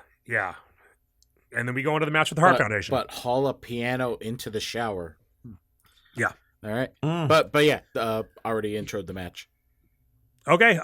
Grand opening, grand closing. Hart Foundation wins in about 10 seconds. Yeah, because Andrew gets mad. Another jump before the bell. Fucking hit him with the goddamn the Canadian tag team. Well, I guess not the tag team. I guess only Brett was Canadian, but put the Canadian guy in there and give him 9 seconds. That's it. They beat them, and that's the end of it. That's it. First Mania in Canada featuring a Canadian tag team. You only give them 1 minute. Fuck. Mm-hmm. Brutal. Yeah. At least they gave them Robert Goulet. And Steve Allen. The pride of Canada. Well, that makes up for things. And then after that, we get a WrestleMania 7 promo for the LA Memorial Coliseum, in which Vince has joined the more than 100,000 fans, which is great because it wasn't long. Well, I mean, it was a while. I guess tickets took a long time to go on sale, but they moved that shit. That was the first time they ever had that fiasco come up where they had to move a big show. They were more ambitious than us trying to do 4 episodes in a night. Yeah, right. Or I thought doing this episode tonight when Adam's Wi-Fi didn't work. But that, like, for anybody who doesn't know or didn't watch or listen to the 7 episode, they had to move it. They always said their story was always, we got bomb threats, blah, blah, blah. Yeah, security concerns. Yeah, but it was also, but we did move it before we sold too many tickets so that we could fit it into a smaller arena. Yeah. You know, and it was like, no, it wasn't selling for shit. Nobody liked the Iraq war angle. None of that shit. Hogan was sort of kind of, I don't want to say done, but people were kind of starting to lose interest in Hogan somewhat. Yep. A lot of the Warriors' mystique had worn off at that point. He wasn't carrying the flag like Hogan did, you know. Yeah, but I think honestly, you're right. It was kind of a combination of things. Like Hogan's not there, Warriors, the WWF's guy, but people are losing interest. They're kind of tired of seeing the same stuff. I mean, Hogan's been going since what, 84? Yeah. You know, so you're like 7 years into it at that point. People are kind of sick of it already. They're like, we want something else, you know, and Vince just keeps ramming it down your throat every single year. So I think it was a combination of that, Hogan leaving. That's correct. You know, and people just didn't buy into Warrior like they thought they were going to. And so it was a perfect storm to really just drive them out of the Memorial Coliseum. Yeah. A far cry from 100,000 tickets, that's for damn sure. Right. And then we had the same thing happen like 3 years ago when they were going to do Money in the Bank at the stadium in Vegas. That's right. And they ended up moving it to the arena. MGM Grand. Yep. That's right. That's right. Yeah. The only note I have on that, Gorilla and Jesse announced WrestleMania 7 at LA Memorial Coliseum. LOL. LOL. Just kidding. Yeah, right. But our next match is the Barbarian with Bobby Heenan versus Tito Santana. Eddie, thrown to you. Yeah, so Tito does his backstage they do the backstage interview with Tito after Barbarian does his entrance, which I guess Barbarian doesn't get an interview, but Tito does, which is kind of weird because it's like I love Tito, but he didn't really have much to say. You could have had Bobby Heenan speak instead. But whatever, you know what I mean? Like someone decided of those three, Tito was the one to talk. Well, like Barbarian's on a new singles run, and they almost had Tito be the one that was going to put him over in the interview. Right. Yeah. So Tito's on the way to the ring. Jesse's talking about all the chicks he banged at the Blue Note in Tijuana. He starts naming names, and at Juanita, Gorilla cut him off. And then Jesse's just fucking on fire during this match. He starts talking about Tito and Mexican food. And I have a clip. I have audio of this because this is just a very, I don't know, dude. This just made me laugh. And it was this Gorilla just not wanting to fucking put up with Jesse's shit. He's just like, no, not now. Not now. Will you stop? Yeah, it was just really funny. Like he never really talked to Jesse like this. So here we go. You know, if Chico would have been smart, he'd have sent the Barbarian some of that food of his. We could have counted on a count out then. Stop. 2 minutes into the match, Stop. Barbarian would have to head out. That's it. Stop. Chico's revenge. Gorilla's just like, stop. Yeah, that's it. He's not trying to hear that shit. No. Change gears, fucker. Yeah. I was like, what? And I'm like, is he defending Mexican food? Does he like Mexican food? But then later on, he says something about, I like that kind of food, but it doesn't like me. It doesn't like me, yeah. Is that a thing in other parts of the country? Because, I mean, we're in California. You eat Mexican food all the time. All the time, dude. It's probably my favorite type of food. Maybe Mexican food was stronger in the late 80s, early 90s. Yeah, is it a thing? Like, if you don't eat it regularly, you can't handle it? Because they would always make jokes. Bobby Heenan would make jokes about that. Jesse would make jokes about it. Gassy jokes. The refried beans give you gas. Right, or was it people in certain parts of the country had never had Mexican food? So maybe. You know what I mean? Maybe. It was always a weird joke to me because even back then I'm eating fucking enchiladas and shit. You know? But see, I wasn't. I was your like cookie cutter white kid that ate McDonald's all the time. Like that was our go-to fast food. I didn't have Taco Bell until like real Taco Bell until like probably 91, 92. Okay.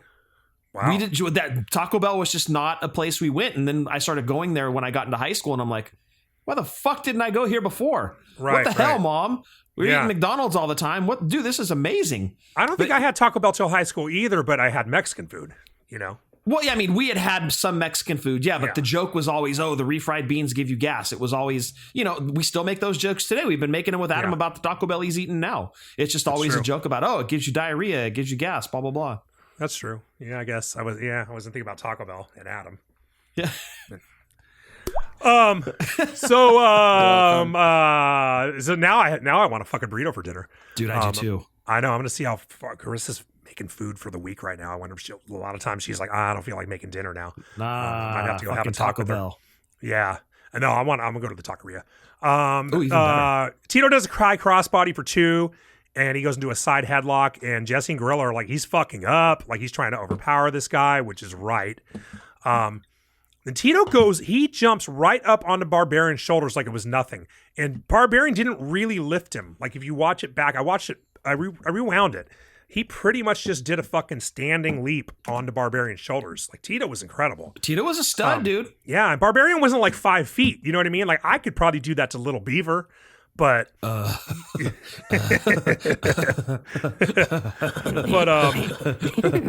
yeah, you're right. He was a stud. He hits the ropes. Tito hits the ropes, and boom, takes a boot. He goes down hard, but after a minute, he dodges like 3 moves from Barbarian. And what is that? What's going on there? What's that? Somebody's noise? connecting something. No, I was just connecting my phone to my charger. 5 times? It wasn't connecting properly. Okay. Fuck, where I've totally lost my place. Tito goes to yell at Bobby Heenan and he gets caught by Barbarian. He gets clotheslined from the top rope. Or he gets clotheslined onto the top rope. He does that spot and then clothesline Barbarian from the top rope, and that's it. End of match. It was a short match. Short match. Barbarian won decisively. The spear like flying clothesline off the second rope. Yeah. I thought that was impressive. Another veteran being fed to someone. Mm-hmm. Yeah, Tito, this is his 7th WrestleMania. That's kind of like the trivia. He was in the first 9. But he'd been in WWE for a long time. You know? Yeah. Tito been around a long time at this point. Yep, he's a veteran. He had his run, and now you can kind of see the transition of using some of these guys as enhancement because they're a name, an established name. Right, you look good if you beat Tito Santana. You know, Right. he'd been IC champ, he'd been tag champ a couple times, he'd been around forever. Yep, so like Hercules and Coco before him, fed to the wolves. Yeah. Do you guys want to talk about Sapphire and Dusty and I really coming to the don't. ring while I? Oh, you want to skip the match? I was going to say, do you want to talk about them coming to the ring while I pee? I mean, we could put over Sherry. I mean, she did a lot of work in that match to make Sapphire look as good as possible. Okay, tell you what, I'm going to pee, and then I'll come back and we'll briefly talk about this match because I have a few things to say, but we don't need to go over the details of what goes on in the match. Okay. All right. Gotcha. Make sure you wipe. All right. Yeah, I just make sure you wash your hands, but I kind of doubt it. We'll ask him if he does either. What's the over-under, Adam? I'm saying it's going to be closer to no that he did not wash his hands. Yeah, this is a finale. There's business to take care of. I'm saying 80% chance of saying he did not wash his hands. I'll take those odds. All right. Yeah. All right. But the match that we are alluding to is the first ever mixed tag team match at WrestleMania. Macho King Randy Savage and sensational Queen Sherry versus Dusty Rhodes and Sapphire. So, Adam, this is Mr. WrestleMania with the great Macho Man Randy Savage. Mr. WrestleMania before we actually officially actual had WrestleMania, Mr. WrestleMania. a Mr. WrestleMania. Who would be in what, 2 matches after this? But I was just going to say that. Yeah. So this is kind of the tail end of his WrestleMania career. He had this one. Then he goes on to WrestleMania 7 to give Warrior his best match ever. And then he has WrestleMania 10 versus Crush in kind of, I would hate to call it a throwaway match, but it's kind of a throwaway match. You know, he strings up Crush at the end, but that's it for the great Mr. WrestleMania, Macho Man. This is one of his last WrestleMania matches. And I think ultimately in the long run, you look back with WWF and they cut his career short incredibly. For no clearly. reason. Vince's For no reason. belief that Just because he thought. Yeah. No, it was so wrong. Because look at what Macho Man went on to do with WCW, and WWF could have had those years. They could have had those matches and really established him as Mr. WrestleMania without HBK being Mr. WrestleMania. You know, but unfortunately, this is one of his last showcase matches. Yeah, he had the one with Flair 2 years later. I'm sorry. Yes, right. with Flair also at 8. Yeah, but yes. at 7, I don't remember if he even had a match at 7, did he? Warrior's retirement. Or Warrior. The Well, that was a match. big match. So Warrior's best match. It was Warrior's best match. So yeah, I wouldn't say he had two. with the 5 minutes of elbow rest spot. Yes. Yeah, he had 2 high-profile WrestleMania matches after this, and then 1 garbage match with Crush. With Crush, right. This was the one. I don't remember if I said this on the last episode, the Macho Man one, but Lance Storm theorized that they did this as a setup so that Macho Man wouldn't have the match of the night again, like he always did. Like he was he thought they might have sabotaged him. I mean, it makes Now sense, you're dude. getting into makes Charlie sense. J conspiracy wall things. And who knows? But we did enough Macho Man last week, so I think we can kind of skip the match. But let's give Sherry her recognition in this match because Sherry she had to work was with great. Sapphire. Yes, and Sapphire had to stay. She stayed out of the ring through most of it. Yeah. They clearly planned out everything she was going to do. They had to. It reminded me of, in a way, even though she wasn't anywhere near as good, it sort of reminded me of Ronda Rousey's first match. Okay. How they clearly built the match. They built the match around Ronda Rousey, but they didn't have her in too much of the match. You know what I mean? Right. It was like they showcased her to where she could look good. we're gonna make you shine, but we can only make you shine so much because you're a rookie. You know? Right. Exactly. Yes. So they did the best with what they could. I wrote it was, as Stone Cold would say, they made chicken salad out of chicken shit. I thought it was a really entertaining match. The crowd loved it, and it should have been a fucking disaster. But you got Dusty, you got Macho, and you got Sherry. That was enough. That was And enough to make it look entertaining. And Sherry got in there and bumped her fucking ass off for both of them. Dude, she made and Sapphire look so Elizabeth good. coming out just for that extra positive vibe support. Yeah. Yep. Yeah, And that's what it was for it? the match. Just randomly in the middle of no, I think it's The finish, Adam? no, just randomly in the middle of this match, wasn't it? Crowd just got hot with the wave for no reason.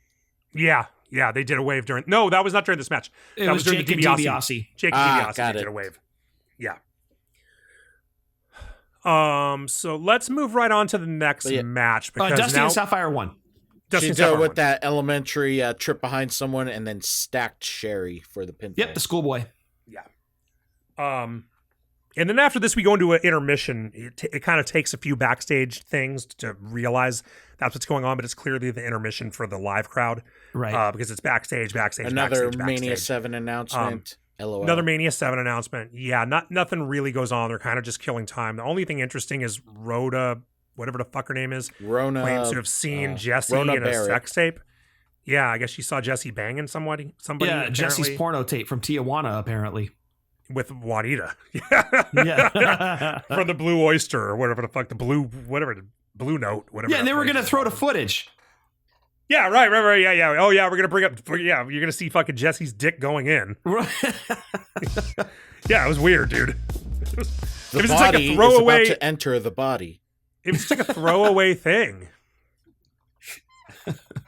Jesse throws to Sean Mooney while Gorilla's like, "Hey, wait! I want to see this. Let's see I want to Jesse's see dick. the body entering the body." Oh. Yeah, pretty much. It took me a while to realize it was intermission with all these back-to-backs, figuring this is a chance to re-cheese your nachos, or if this is in Canada, to re-gravy your poutine. Yes. I just had to bring that remark back on the last episode. Well done. Sean Mooney is interviewing Macho King, who forgets how cameras work, and you don't turn your back to it. But it's what it is. Macho Man does what he wants. Yeah, Macho Man does what he wants. Which, after covering the last episode, I could side with that. Yeah. Demolition with Mean Gene. They're still in their gear. I think it's been over an hour since their match, and they still haven't changed. Yeah, why change? Why change? This is Juana Man mentality. You got to keep it on. Keep all the mojo in. Oh, no, they're going to put on a trench coat just for the ride to the brass rail and then fucking go in there looking like that with the belts around their waist. And it took, 200 episodes, and we finally got a Juana Man reference into the show. Gorilla tells Jesse that he saw Rona's footage, and there was nothing. I don't know if that meant there was nothing to see, or that he did see Jesse, and there was nothing impressive. I don't know. I think that's what he meant. Yeah, it was a small dick joke, right? Yes, yeah. But then we get, what was it? Is this with Hogan already? Oh yeah, more interviews. Remember a minute ago I said let's skip all this stuff from the intermission, and Adam's going into detail on all of it. Then he's like, "Fuck you! I'm not doing what you say." I was trying to move it along, Adam, so we don't cut any matches short because we're starting to go pretty long on this. Hit the music really quick, and I'll close this up on the last one two. last time. So Hogan's with Mean Gene. He says that his hands contain the power of Hulk. All I saw was him doing the Motor City Machine Gun Detroit pointing gesture, and then whatever it was that Warrior was doing with Sean Mooney pushes him away. All I hear is Neanderthal gibberish. Blah, blah, blah. Hulk Hogan. Blah, blah, blah, Hulk Hogan. He's like, oh, man. Hulk Hogan. And that's my take on those segments. All right, very good. All right. Next match is the Orient Express. I can't fucking talk today. Orient Express with Mr. Fuji versus the Rockers. What a fucking disappointment this match was.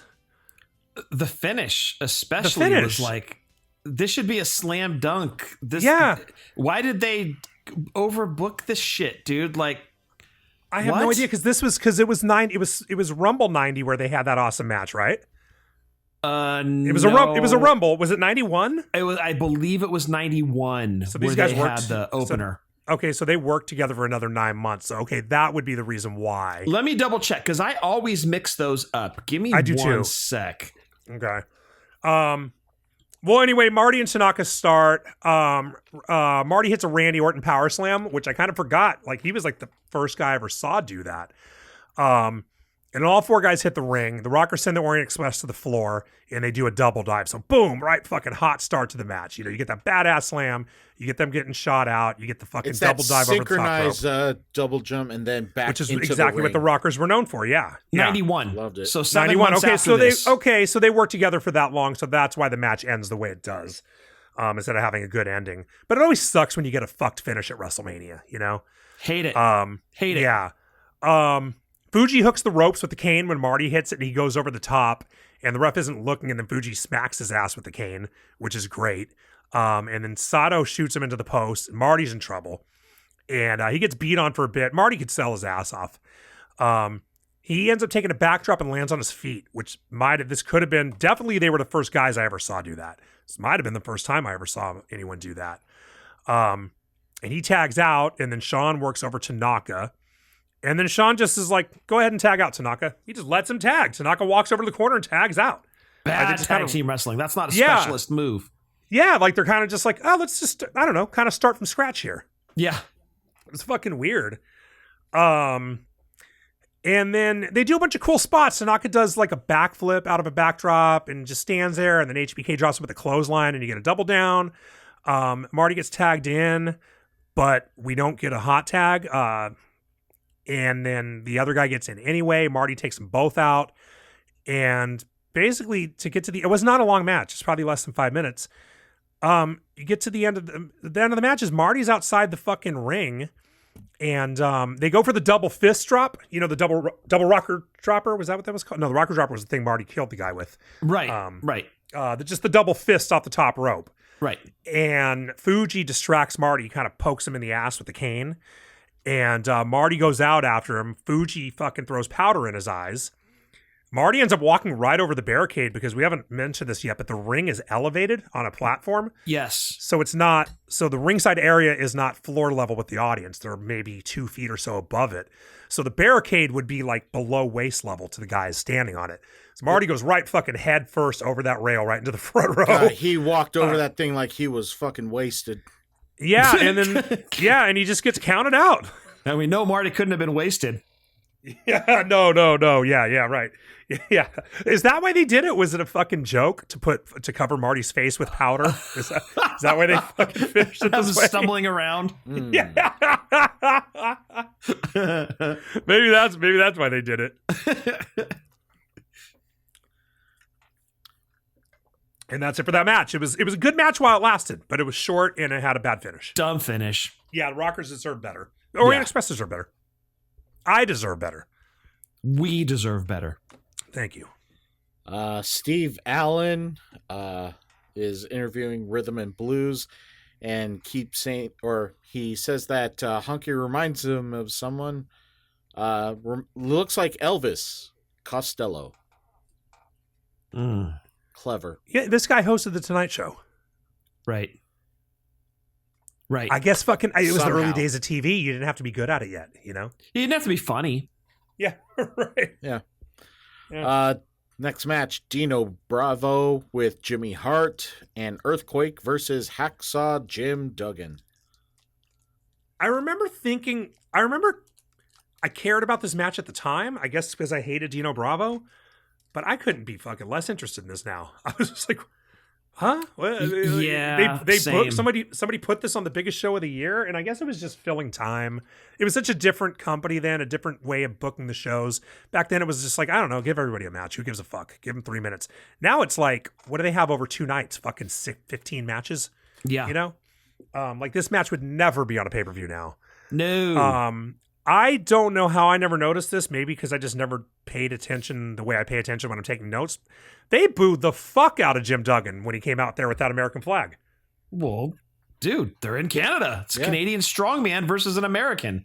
Right. And it's just like, well, who thought to fucking do that? Who didn't think maybe fucking lose the flag for one night, Hacksaw? Because they don't like, you know what I mean? They don't exactly love Bravo, but they're clearly going to like him better, you know? Right, like, by default, Yeah, They maybe found leave the one sign that had the Canadian flag in Dino, but he could have, Hacksaw could have just come in holding the 2x4.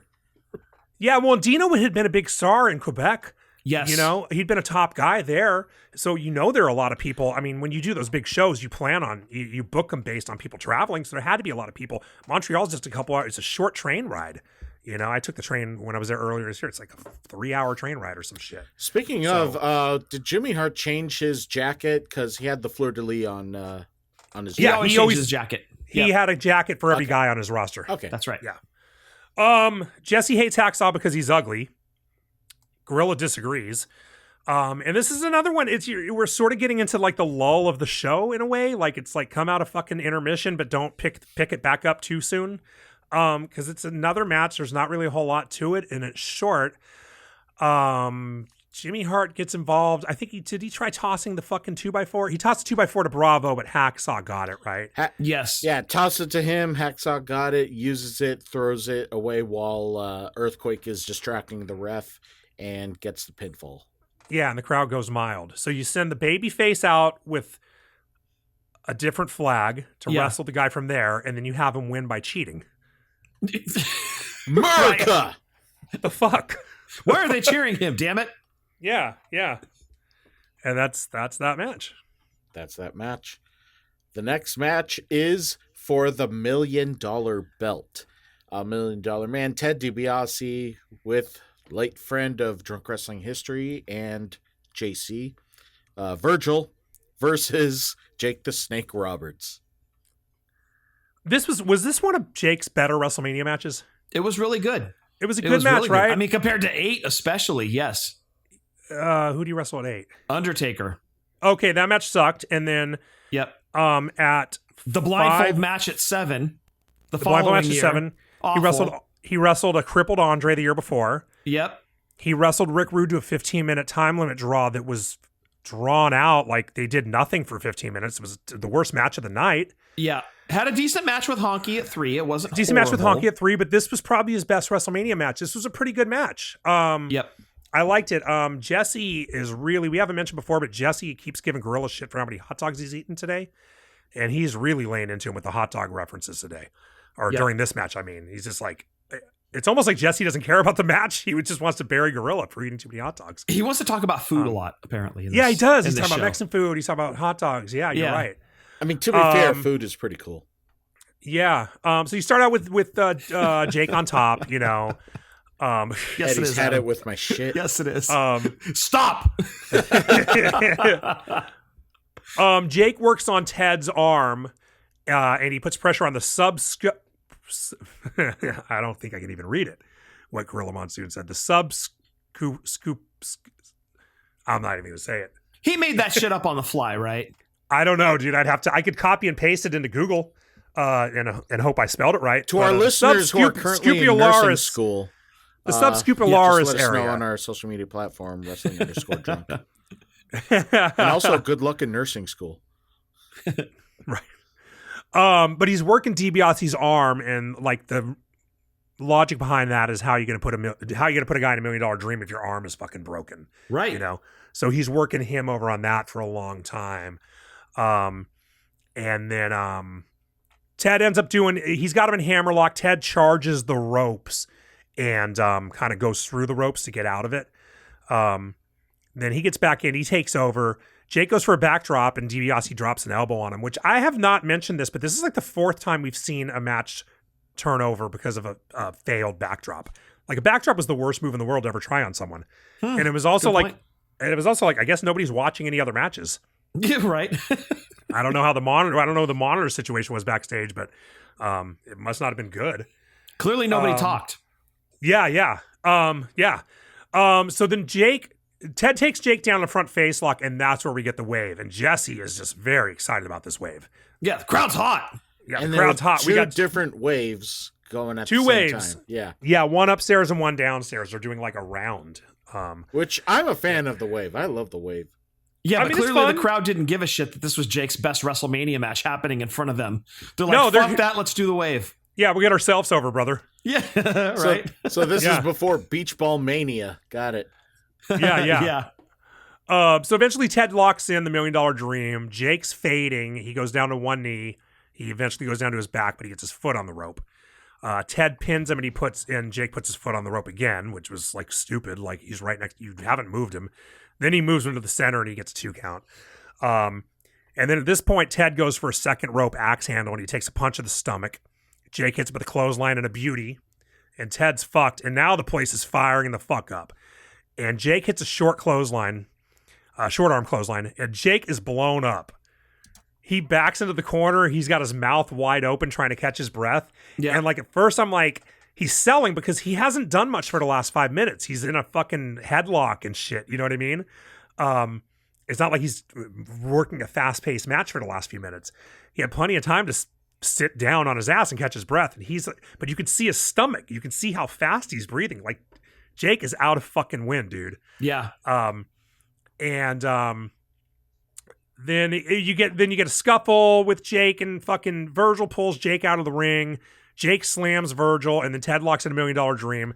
They end up both getting smashed into the ring post, and Virgil tosses Ted back into the ring. He wins by DQ. So this is fucking the second DQ in three. Sorry, not DQ. Count out. This is the second count out in 3 matches. Yeah, and it's a shitty fucking win. Awful for WrestleManias, dude. Yeah, awful for WrestleMania, but DiBiase gets the money stuffed in his mouth, and Jake ends up giving some to Mary Tyler Moore because she needs it. That's what Jesse said. She needs it. Right, and Virgil runs away with the belt, but then he comes back out with the belt to rescue Ted, and Gorilla points out, why didn't he stash the fucking thing? Yeah, yep. Because he's dumb. That's why. Then our next match is Akeem with Slick versus the Big Boss Man.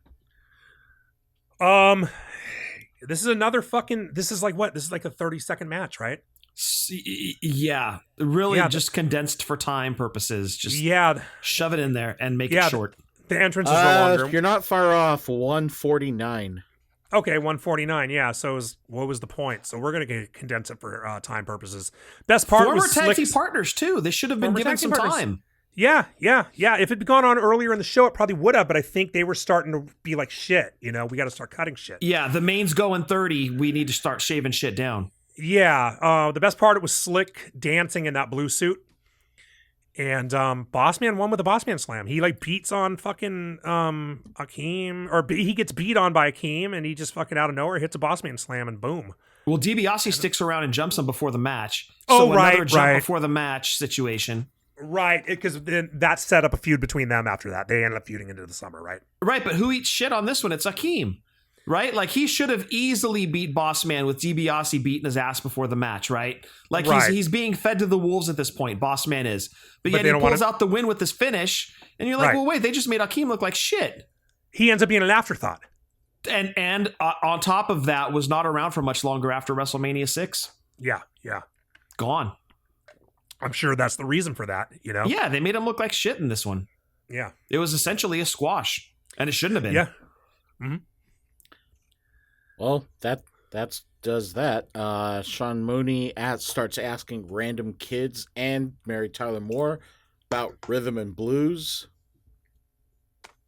And that's the lead up into them singing their song in the ring. Yeah, they're killing time while they're putting the monitors in the ring and getting the car ready. Yep. Is what they're doing here. Awful. Because they could have given this time to Akeem and Big Boss Man, but we got this shit. You would rather have seen Boss Man and Akeem get more time than hear Honky Tonk Man sing this song. I think that they earned and deserved more time. I think they did too, but Honky was the biggest star probably of the four. You know what I mean? Boss Man, Akeem, Honky, and Valentine. I mean, Honky was a big fucking deal, dude. Yeah, but by WrestleMania 6? They were going to be tag champs, right? Or they had been tag champs? No, never. No. I thought Rhythm Blues were tag champs. No, they never held the titles, dude. In fact, they had wrestled the Hart Foundation the year previous at 5 and lost. Okay, well, I thought this was the fucking highlight of the show, if I could be honest. Because wow, Greg Valentine pretending to play guitar was the funniest fucking thing I've ever seen. Honky singing like off time, you know, like he's it was horrible. Every time he hits that honky, honky, honky, honky, you know, he starts it late. Yeah. The chicks did a good job of singing, and you could tell they're all singing live. And I think Jimmy was there to like keep them on time. I think he was, and it wasn't working. Great. No, it wasn't working. Yeah, no, it was a complete fucking disaster, and I loved every second of it. Oh my gosh, dude! And at the end of the Bushwhackers show up. The Bushwhackers are ringside dressed as vendors, like they're selling programs and popcorn and shit. And Honky announces them like, what are these vendors doing here? And then they get in there and they fucking just kind of run them out of the ring. Yeah. And smash the guitars. And Butch licked one of the guitars. Also, Butch was wearing Guess jeans, which made me laugh. You think he paid full price for those? I mean, unless he got them from Earl Hebner's shop. Oh, nice. Yeah. Anyways, Gorilla, Jesse, and Fink announced that the Sky Dome attendance is a new record of 67,678, a record which would break at WrestleMania X8 with 68,237, a difference of 559 people. And I was one of them. Yes, you were. You were one of them. That was my first real traveling one, my first one out of California. Also, Meltzer got a fax that said there were only 35 people there.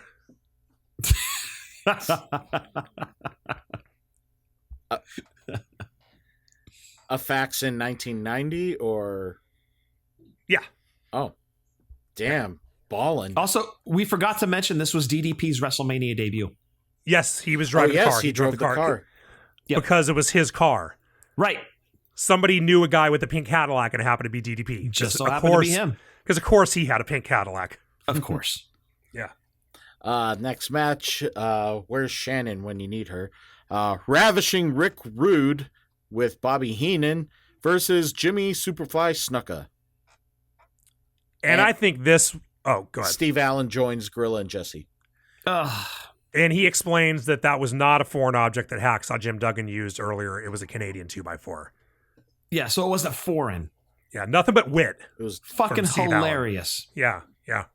Right. You could see why he had a 30-year career. Dripping with humor. Yeah. Yeah, and he said Jimmy Snuka is not gentlemen. attractive like Rick Rude. Was something wrong with Jimmy Snuka? Like, did you notice how pale he was? Was he sick or something? Like, he was really pale. No, I don't know. Maybe he was questioned by police about the murder of his girlfriend. I don't know. Someone told him the cops were waiting for him outside the stadium to talk to him after the show, and he turned white. Oh, shit, brother. He looked like he had Michael Jackson disease or something. You know what I mean? He's just very light. It was weird. I didn't notice that, dude. Yeah. I think Scott's last line is part of the intro for the next season or show that we have. Snuka apparently forgot to adjust his knee pads before the match, so he does it at the beginning, and Rude jumps him from behind. So this is like the 8th fucking match to start like that. Yeah, I'm noticing a trend. Yeah, and this is another short match. I'm pretty sure this one got its time cut. I'm also pretty sure they put Jimmy Snuka in the last match so people could go take a piss, because he was pretty much over with at this point. Absolutely. After having like debuted at the WrestleMania previous to this one, or re-debuted. Mm-hmm. Yeah. Re-debuted? Yeah, I don't think anybody cared. Yeah. Another veteran being fed to somebody that's up and coming.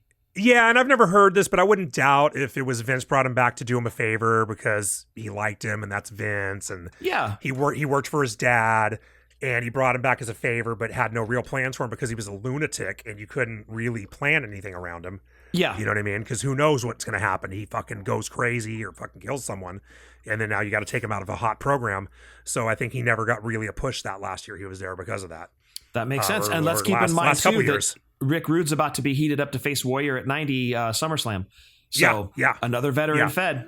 Mm-hmm. Rude takes like an 8-foot backdrop from Jimmy Snuka. Like, that dude got more air than I think I've ever seen someone in a backdrop. He's so fucking good. He was so good. Yeah. Superfly drop kicks him to the floor. Rude tries a sunset over the top rope and gets fucking clobbered. He goes for another backdrop, and this time he gets suplexed. And that's like, here we go. That's the 8th time a backdrop was reversed. There it is in my notes. Like, these backdrops keep getting reversed all night. It's so weird. Then a minute later, so that happens to Snuka, but then a minute later, Rude goes for a backdrop and gets it fucking reversed on him. There's a little bit of back and forth. Jimmy Snuka misses a splash, and he takes a Rude awakening. Rick Rude gets right the fuck out of there. Like, he's just gone. As soon as the match is over, he's gone.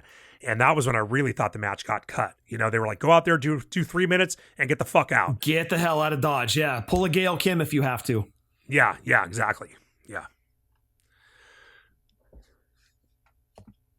All right. And let's see. That takes care of that match, and then a series of montages leading into our final main event of Drunk Wrestling history. This is title for title. The Intercontinental Champion, or this is also nicknamed the Ultimate Challenge. Intercontinental Champion Ultimate Warrior versus WWF Champion Hulk Hogan, referee Earl Hebner. This was crazy when they booked this match. I don't think I'd ever seen a babyface versus babyface match before. Definitely not a main event match. Right. You had seen it a little bit before. They would do sometimes heel versus heel, face versus face, but nothing of this magnitude. And then you add on top of that heavyweight for IC title as well. Mm-hmm. Like both Never titles on the line. I mean, that totally upped the stakes. Yeah, completely. Yeah, because even at 4, the brackets worked out babyface versus heel. I think the entire show. I don't even think, you know what I mean? I don't think 2 faces in the same bracket ever won a match to wrestle each other in the next round. Right. So, so it was very rare, and I'm not sure I ever saw it. And that was, Vince's dad, that was kind of Vince's dad's philosophy, and that's where Vince got it from, because he thought his idea was you can't do a match like that without hurting one of the two of them. And he ran a show at Shea Stadium in 72 with Bruno and Pedro Martinez. And it didn't sell for shit. It was supposed to be at the Garden. What did I say? Pedro Martinez? Pedro Martinez. Yeah, that's a pitcher for the Red Sox. Yeah. I know. As soon as you caught me on that, I was like, wait, that's a baseball guy, right? But to be fair, he had wrestled in that famous ALCS. Yeah. Yes, he did. Yeah. I also don't think that match would have sold well either. Did you see the attendance for that match? Though? Yeah, it's $50K solid. They ended up moving that match from the Garden to Shea Stadium because the fucking Democratic National Convention booked the Garden, so they had to move it. But instead of moving dates, they moved it to the stadium. But it did well, but it only drew 22,000 people, which in a stadium is garbage. So it was like he had a bad track record of attendance with that. So this was a thing that his dad didn't do, and Vince never did until now on any major level. And I don't remember ever even considering before this that you could have a double champion. You know what I mean? I don't think it ever crossed my mind that someone could have two championships at the same time. Yeah.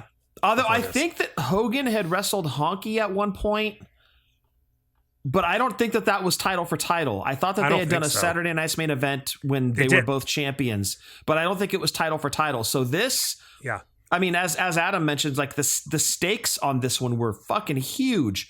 Like you took everything that was Hogan Andre and you almost you made it bigger, kind of. I mean, it didn't live up to it, but the stakes that they had in the match, you knew what they were going for. They were really shooting for the moon on this one. They were, and there was nobody bigger than Hogan. You know, it's like you really can't even. It's kind of like the Beatles, like you kind of had to be there.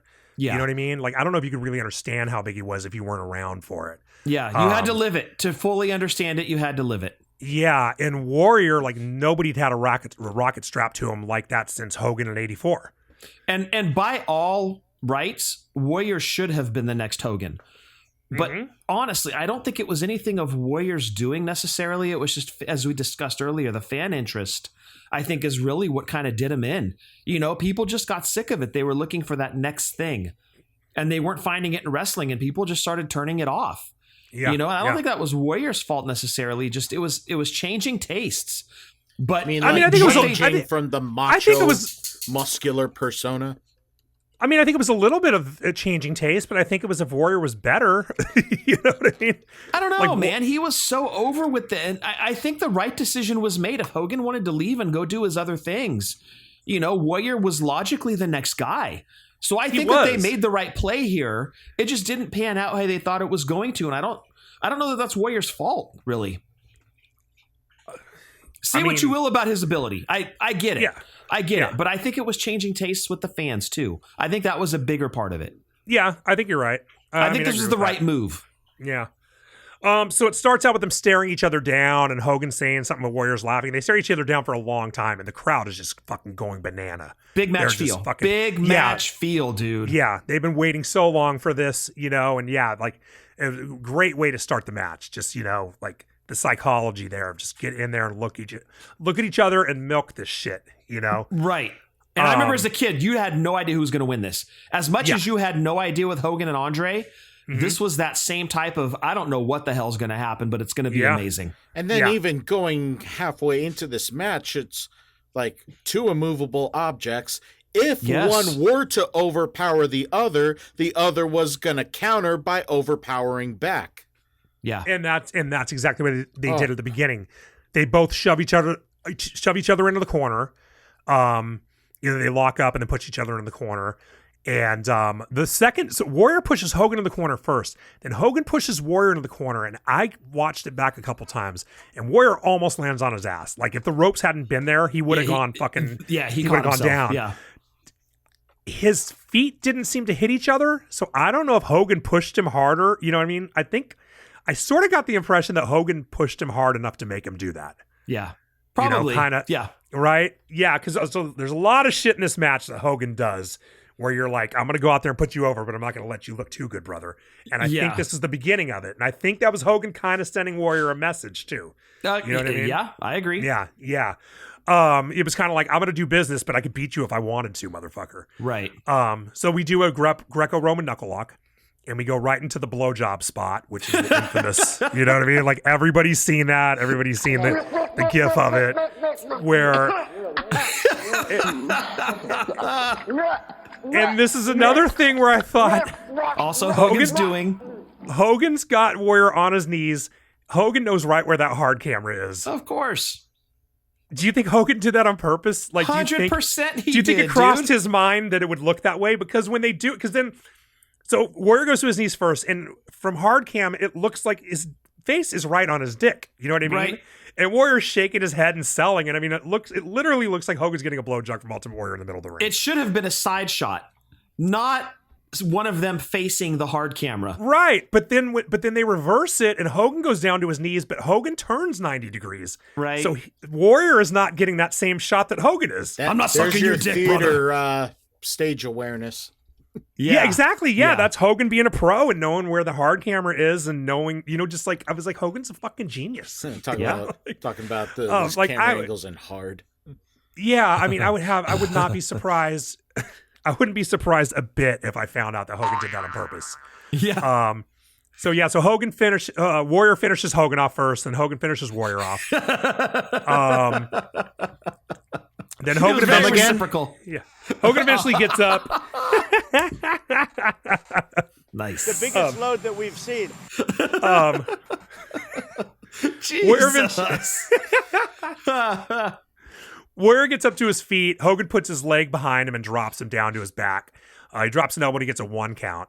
And then they do a crisscross. Hogan drops down, and then he slams Warrior. But Warrior doesn't sell it. Then they do the same crisscross again, and Hogan takes the slam, but then Hogan sells it. So this is the beginning. This is the first time you see like a chink in someone's armor. And then Warrior clotheslines Hogan to the floor, and Hogan sells his knee right away. He goes down. He's holding his knee. Earl jumps out there. My knee's gone, brother. Yeah, my knee's gone, brother. I'm going to try to get back in the ring. I'm going to try to get in. And is this possible? I would have never thought about this a year ago. Do you think, like, clearly his knee was fine, right? Because he ended up being okay. He ended up being okay. Yeah. Do you think this was a Undertaker tombstone situation where he told Undertaker that he actually fucking spiked him? No, I think this is part of the match. You think this? You think so? You don't think he was doing this to Warrior to make him think he was hurt? No, I don't think so. Okay. So he gets back in, and it's not long after that. Hogan goes after Warrior's eyes, and they start strangling each other, and Earl gets between them. Gorilla points out pretty quickly that Hogan's knee seems okay, and he says, maybe his kneecap dislocated and slipped back in. Yeah, that's not a thing, Gorilla. Yeah, having dislocated my knee, I can tell you that is not how it works. And actually, remember I texted you this morning, I said my knee was sore, and I was wondering if it was the cold? Yeah. I dislocated my knee almost 20 years ago. Yeah. And it's been fine ever since. I've never had a problem with it. I've always been able to run or do whatever. Yeah. But I think, I don't know. I might have just done something to aggravate it, but I don't know if it's that, or I don't know if it was the cold catching up to me in my old age, dude. Yeah, absolutely. Yeah, that's so I'll see you tomorrow morning when I go out for a walk in the cold. But no, your kneecap does not just slip back in and you're fine. Your ass can't walk for fucking. I was on crutches for a solid week. Yeah, you know what I mean. But when I was a kid, I was like, okay, that must be what happened. The kneecap slid back into place. Yeah. Like in Lethal Weapon when Mel Gibson dislocates his shoulder and he pops it right back in. Yeah. We just had an instance of that this Saturday with Zarya and Solruka. Oh, I heard about that. I haven't seen it. Yeah. It looked like it, but yeah, they played with that concept. And there's your first Zarya and Solruka. Not to be a dick, but I'm glad I won't have to see them on SmackDown this week. Hogan is a small package to Warrior. Yeah. Keeping it real. Going out with a fucking bang, brother. Hogan is a small package to Warrior, and I wondered how long it took Hogan to teach Warrior how to do that move. How to take a small package, It was like the most impressive thing I've ever seen Warrior do, probably. Yeah. And then Hogan goes, then they slow the match down. Hogan goes into a reverse chin lock on Warrior for a while, and he's driving his knees into his cervical vertebrae.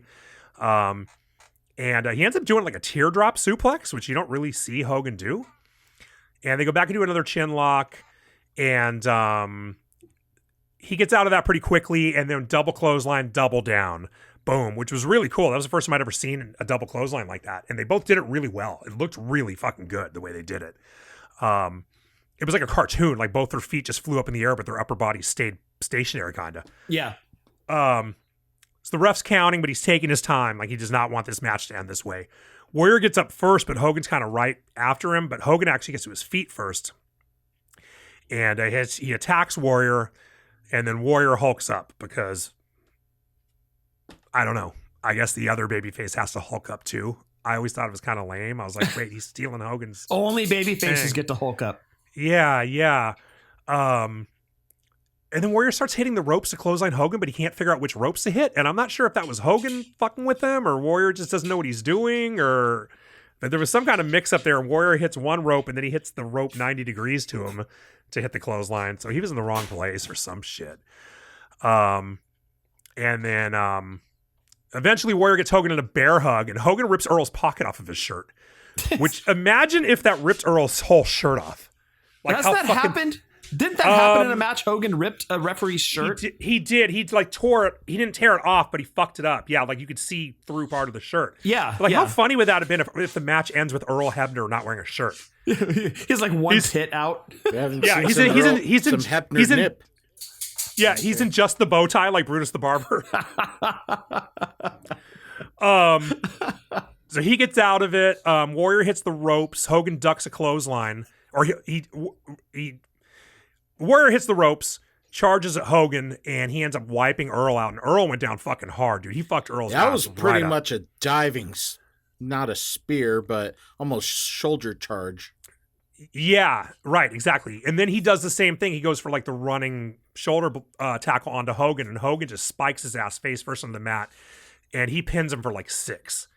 And it's classic Hogan. You know what I mean? Yep. Like, yep. I'm going to lose, but I'm going to get a 6 count. Yep. With the referee. I could have beat you. Yeah. Yeah. I mean, I shouldn't even just blame Hogan for it. I'm sure Vince was in on this too. I'm sure Vince and Patterson were like, you're coming back and you're going to be champ again. Yeah. We got to keep you somewhat strong. Yeah. And the Warrior suplexes Hogan and there's no referee to count. Earl eventually gets over there, but Hogan kicks out on a slow 2 and he kicks out hard too. Like he kicked out like he was laying there taking his time. You know what I mean? Like he was never going to get a 3. And then Hogan rolls Warrior up. He gets another 5, but Earl's out of position. And they end up brawling. A bunch of shit happens. They're just fighting now. It just kind of turns into a fight. And then eventually Warrior starts clotheslining Hogan. His clotheslines look like shit, dude. Like he just kept his arm totally straight. He didn't swing it at all. He didn't bend his elbow. He was blown up, dude. So he was blown up to the point he couldn't bend his elbow? Yeah, he's lazy. Yeah, his fucking clotheslines always look like shit. But you're right, he was blown up because now you go into the finish, right? He gorilla presses Hogan barely. Like he barely gets his ass up. I don't even think he completely got him up, but he dropped him immediately. Splashes Hogan on his back, rolls him over, and he gets a 2 count. And now Hogan hulks up. It's his turn. And we see this a million times. And at this point, when you're watching the match, you think this is it. Hulk up, big boot, leg drop, going home. And he does the 3 punches. He does the big boot, but then he misses a leg drop. Warrior hits a splash. New champion. New double champion. So Warrior is the champ. So Hogan pinned Warrior for 3 twice. He kicked out of his... Oh, also when he kicked out of the finish on 3. A second too late. He kicked out like exactly on 3. So he got pinned, but he did kick out. Yeah, so Hogan pinned Warrior. He pinned him for 3 count twice. He kicked out of his finisher hard, which never happened back then. Right. And he lost because he missed his own finisher. And he kicked out right on 3. And he popped right up to his feet. He didn't even stay down. He kicked out hard and got right the fuck up. And then you could see him in the corner on his knees doing that Shawshank thing. Mm-hmm. Yeah. Don't tell me that Hogan didn't want that win back in '98. Did he beat Warrior in that match with the fucking barrel rolls and the second blowjob? Yeah, he did. Okay, he wanted that back, dude. That was his ego. Yeah, 100%. I don't doubt that. I don't doubt that at all. Yeah, he's the one guy that beat me clean. I got to beat him now. That's right. Yeah, so I mean, he put Warrior over, but he fucking made himself look as good as he possibly could. That's right. Yeah. So he gets up, he throws his hands in the air like Adam said, and he goes outside the ring, he grabs the belt, and he kind of stands there contemplating what he's going to do. But he hands Warrior the belt, and to his credit, he hands on the belt and he walks off. He raises his hand. He raised his hand and he leaves. He didn't do like he did with The Rock, where he stood there posing with him and pointing at him for 20 minutes. He did get out of there and he gave Warrior his moment to shine, which was, I couldn't remember if he did that or not. So I was almost a little bit surprised, even though I'd seen the match 100 times. Also, both of them entered without that rolling ring platform. As soon as Hogan gets out, he gets on it. Yeah.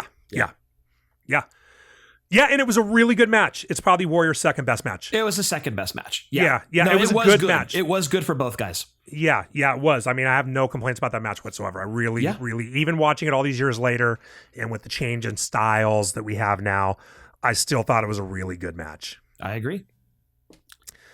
So, and that's the show. I thought it was a really good show. It's actually, I hadn't seen it in quite a while, and I think it was actually better than I remembered it being. To tell you the truth. Yeah, I enjoyed it, dude. I've always enjoyed WrestleMania 6. I love that show. Yeah, it's probably, besides 4, it might be the best of the first 10. Yeah.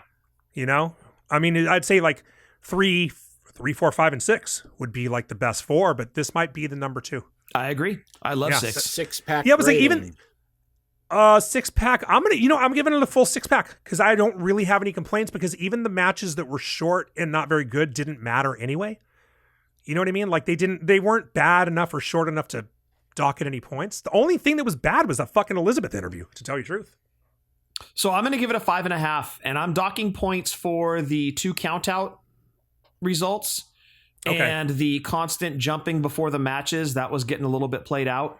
Yeah. And just Steve Allen's shitty humor I wore on me. So 5.5. Okay. You know what? I'll change it to 5 3/4 for Steve Allen. They lose points for bringing that clown in. Yeah, exactly. And Mary Tyler Moore didn't really bring it back up. Yeah. She had no idea who anybody that Sean Mooney was talking about was. Yeah. But she wanted to fuck Brutus the Barber, because remember that became like a tabloid thing for a minute. That's right. Yeah, it was really weird. It was like, wait, what? What the fuck's going on? Like, she's in the National Enquirer, and people were saying she's fucking Brutus Beefcake. It was weird. Just to average it out, I'll give it 5 1/4. So all right, there we go. Yeah, because I did give it 5, but good points were those consistent tropes. They were really consistent in the show, but it didn't really take away from the product as a whole. So glowing reviews for our last pay-per-view. Yes, absolutely. Yep. Yeah. And guys, we've reached the finish line of Drunk Wrestling history. That's it, and that's all. That's it, and that's all. So before we go, let me just briefly, because we've gone fucking way long on this. Oh, who would have guessed that? I know. I didn't think it was. Well, but we got started late too. We would have been fine if we got started on time, but shit happens. We almost didn't record tonight at all, so I'm glad we did. So you'll be able to go make chicken in a minute. Are you making chicken? BLTs. Oh fuck! All Bacon right. on the Blackstone. Oh hell yeah! That's bacon on the Blackstone rolls. Yeah. Okay. Yes. So this is our. To get a Blackstone. You do, dude. So this is our last episode. But Carissa and Adam and I will be back with Drunk Wrestling News. We talked about this a few episodes ago, but I don't think we mentioned it too much. So we're starting the Drunk Wrestling Network. So we're going to do the Drunk Wrestling News will be like our flagship show that we do on a weekly basis. We're going to start out doing it weekly. We'll probably do that for a couple months just to kind of get into the swing of things. Hopefully for the rest of the year anyway, we'll do that. And then on occasion, we'll have special episodes where we'll do, like Carissa said, Drunk Wrestling Presents True Crime, like all kinds of different, it's sort of anything's up in the air. So if anybody has any suggestions for shit, send it to us. But we hope you guys come with us to the new show. And there's always, Adam, I didn't mention this to you, but I talked to Scott the other day. We're going to do a year in review because we did do a full year of Drunk Wrestling history, and he said he'll sit in on that. So we will do a year in review. Looking forward to that one. Which nobody ever listens to that episode anyway, because I put it up New Year's Eve week. But not that nobody listens to it, but it's one of our lower ones of the year. It's kind of slow. Usually over the next few weeks, people start to listen to it. But we're still going to do that. And Scott said that he and Shannon were in for Valentine's Day. Yeah. So we're still going to do a Valentine's Day episode next year. Yeah. So that's going to happen. So Valentine's Day will be back next year. Year in review will be back next year. So Scott will be here on the rare occasion, going forward. But No more Drunk Wrestling History on a weekly basis, just every once in a while maybe. But it will be Drunk Wrestling News, and I'm going to put the logo on the screen, which I have no idea if I'll be able to get this video on YouTube or not because it's always fucked up half the time. But there's our logo if you can see it. And the plan is to have it drop. This episode's, you're listening to this on Halloween. We plan to have the first episode of Drunk Wrestling History out, or Drunk Wrestling News out the following week. So that's what's going to happen. So the Twitter stays the same. Stay following that. The Instagram, everything stays the same. Your subscription to the podcast on whatever platform will stay the same. So we'll just, Drunk Wrestling News will pop up in your feed next. NicholasDickhead.com is likely staying the same if another... Yes. Yeah. That's not going anywhere. You as we go. And the shirts will stay there, and we'll probably eventually make Drunk Wrestling News shirts because actually I got a pretty fucking cool logo that I think I want to put on a t-shirt. So sweet. That's where we're at. And we've completed 200 episodes of this bitch without a CM Punk match in a pay-per-view, which is a fun statistic. Oops. Wow. No offense, Phil. At least he made it to a roast. But that's true. Yes, he did. That's a funny fucking statistic, dude. I never would have even thought. I never would have thought to even think about who wasn't in an episode. You know what I mean? So that's a great observation. Yeah, plenty of good pay-per-views during his first run, but yeah. You know, that's what happens. Yeah. Well, because he was on those 4-hour pay-per-views and we kind of stayed. We didn't do too many of those, you know? Yeah. Makes sense. We only did a couple of those later ones. At least we did the What If He Stayed episode, but yeah. I don't know. Is it because he doesn't drink? No. The 80s and 90s shit is always more fun anyway. You know what I mean? It is. It's way more fun. I mean, nobody's painting one side of their body black later on. Yeah. Definitely. That's what you know. The 2000s and plus, that's what I know. We've balanced out expertise on that. So, yeah. Exactly. We made it work. Yeah.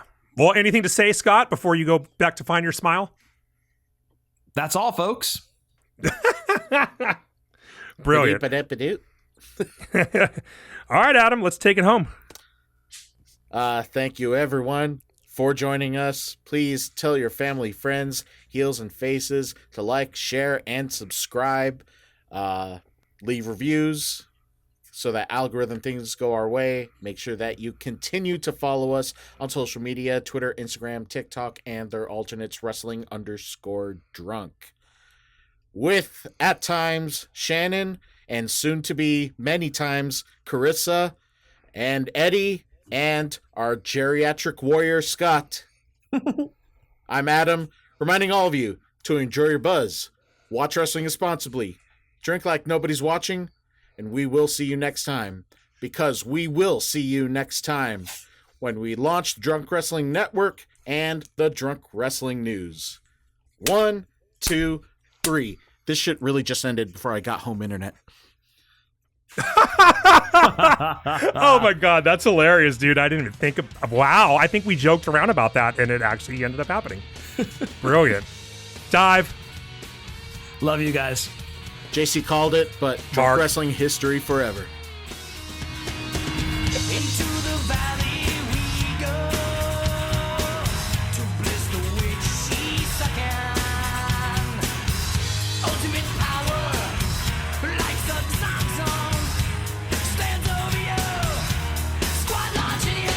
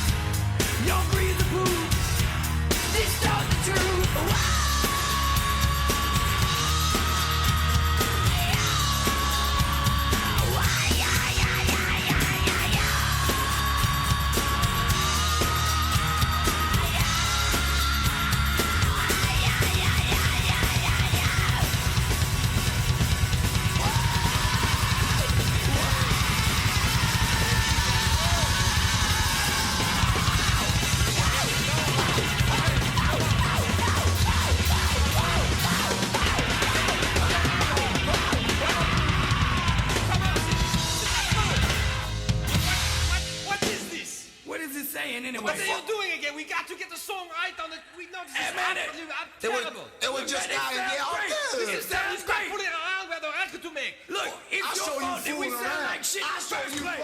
I'm coming in.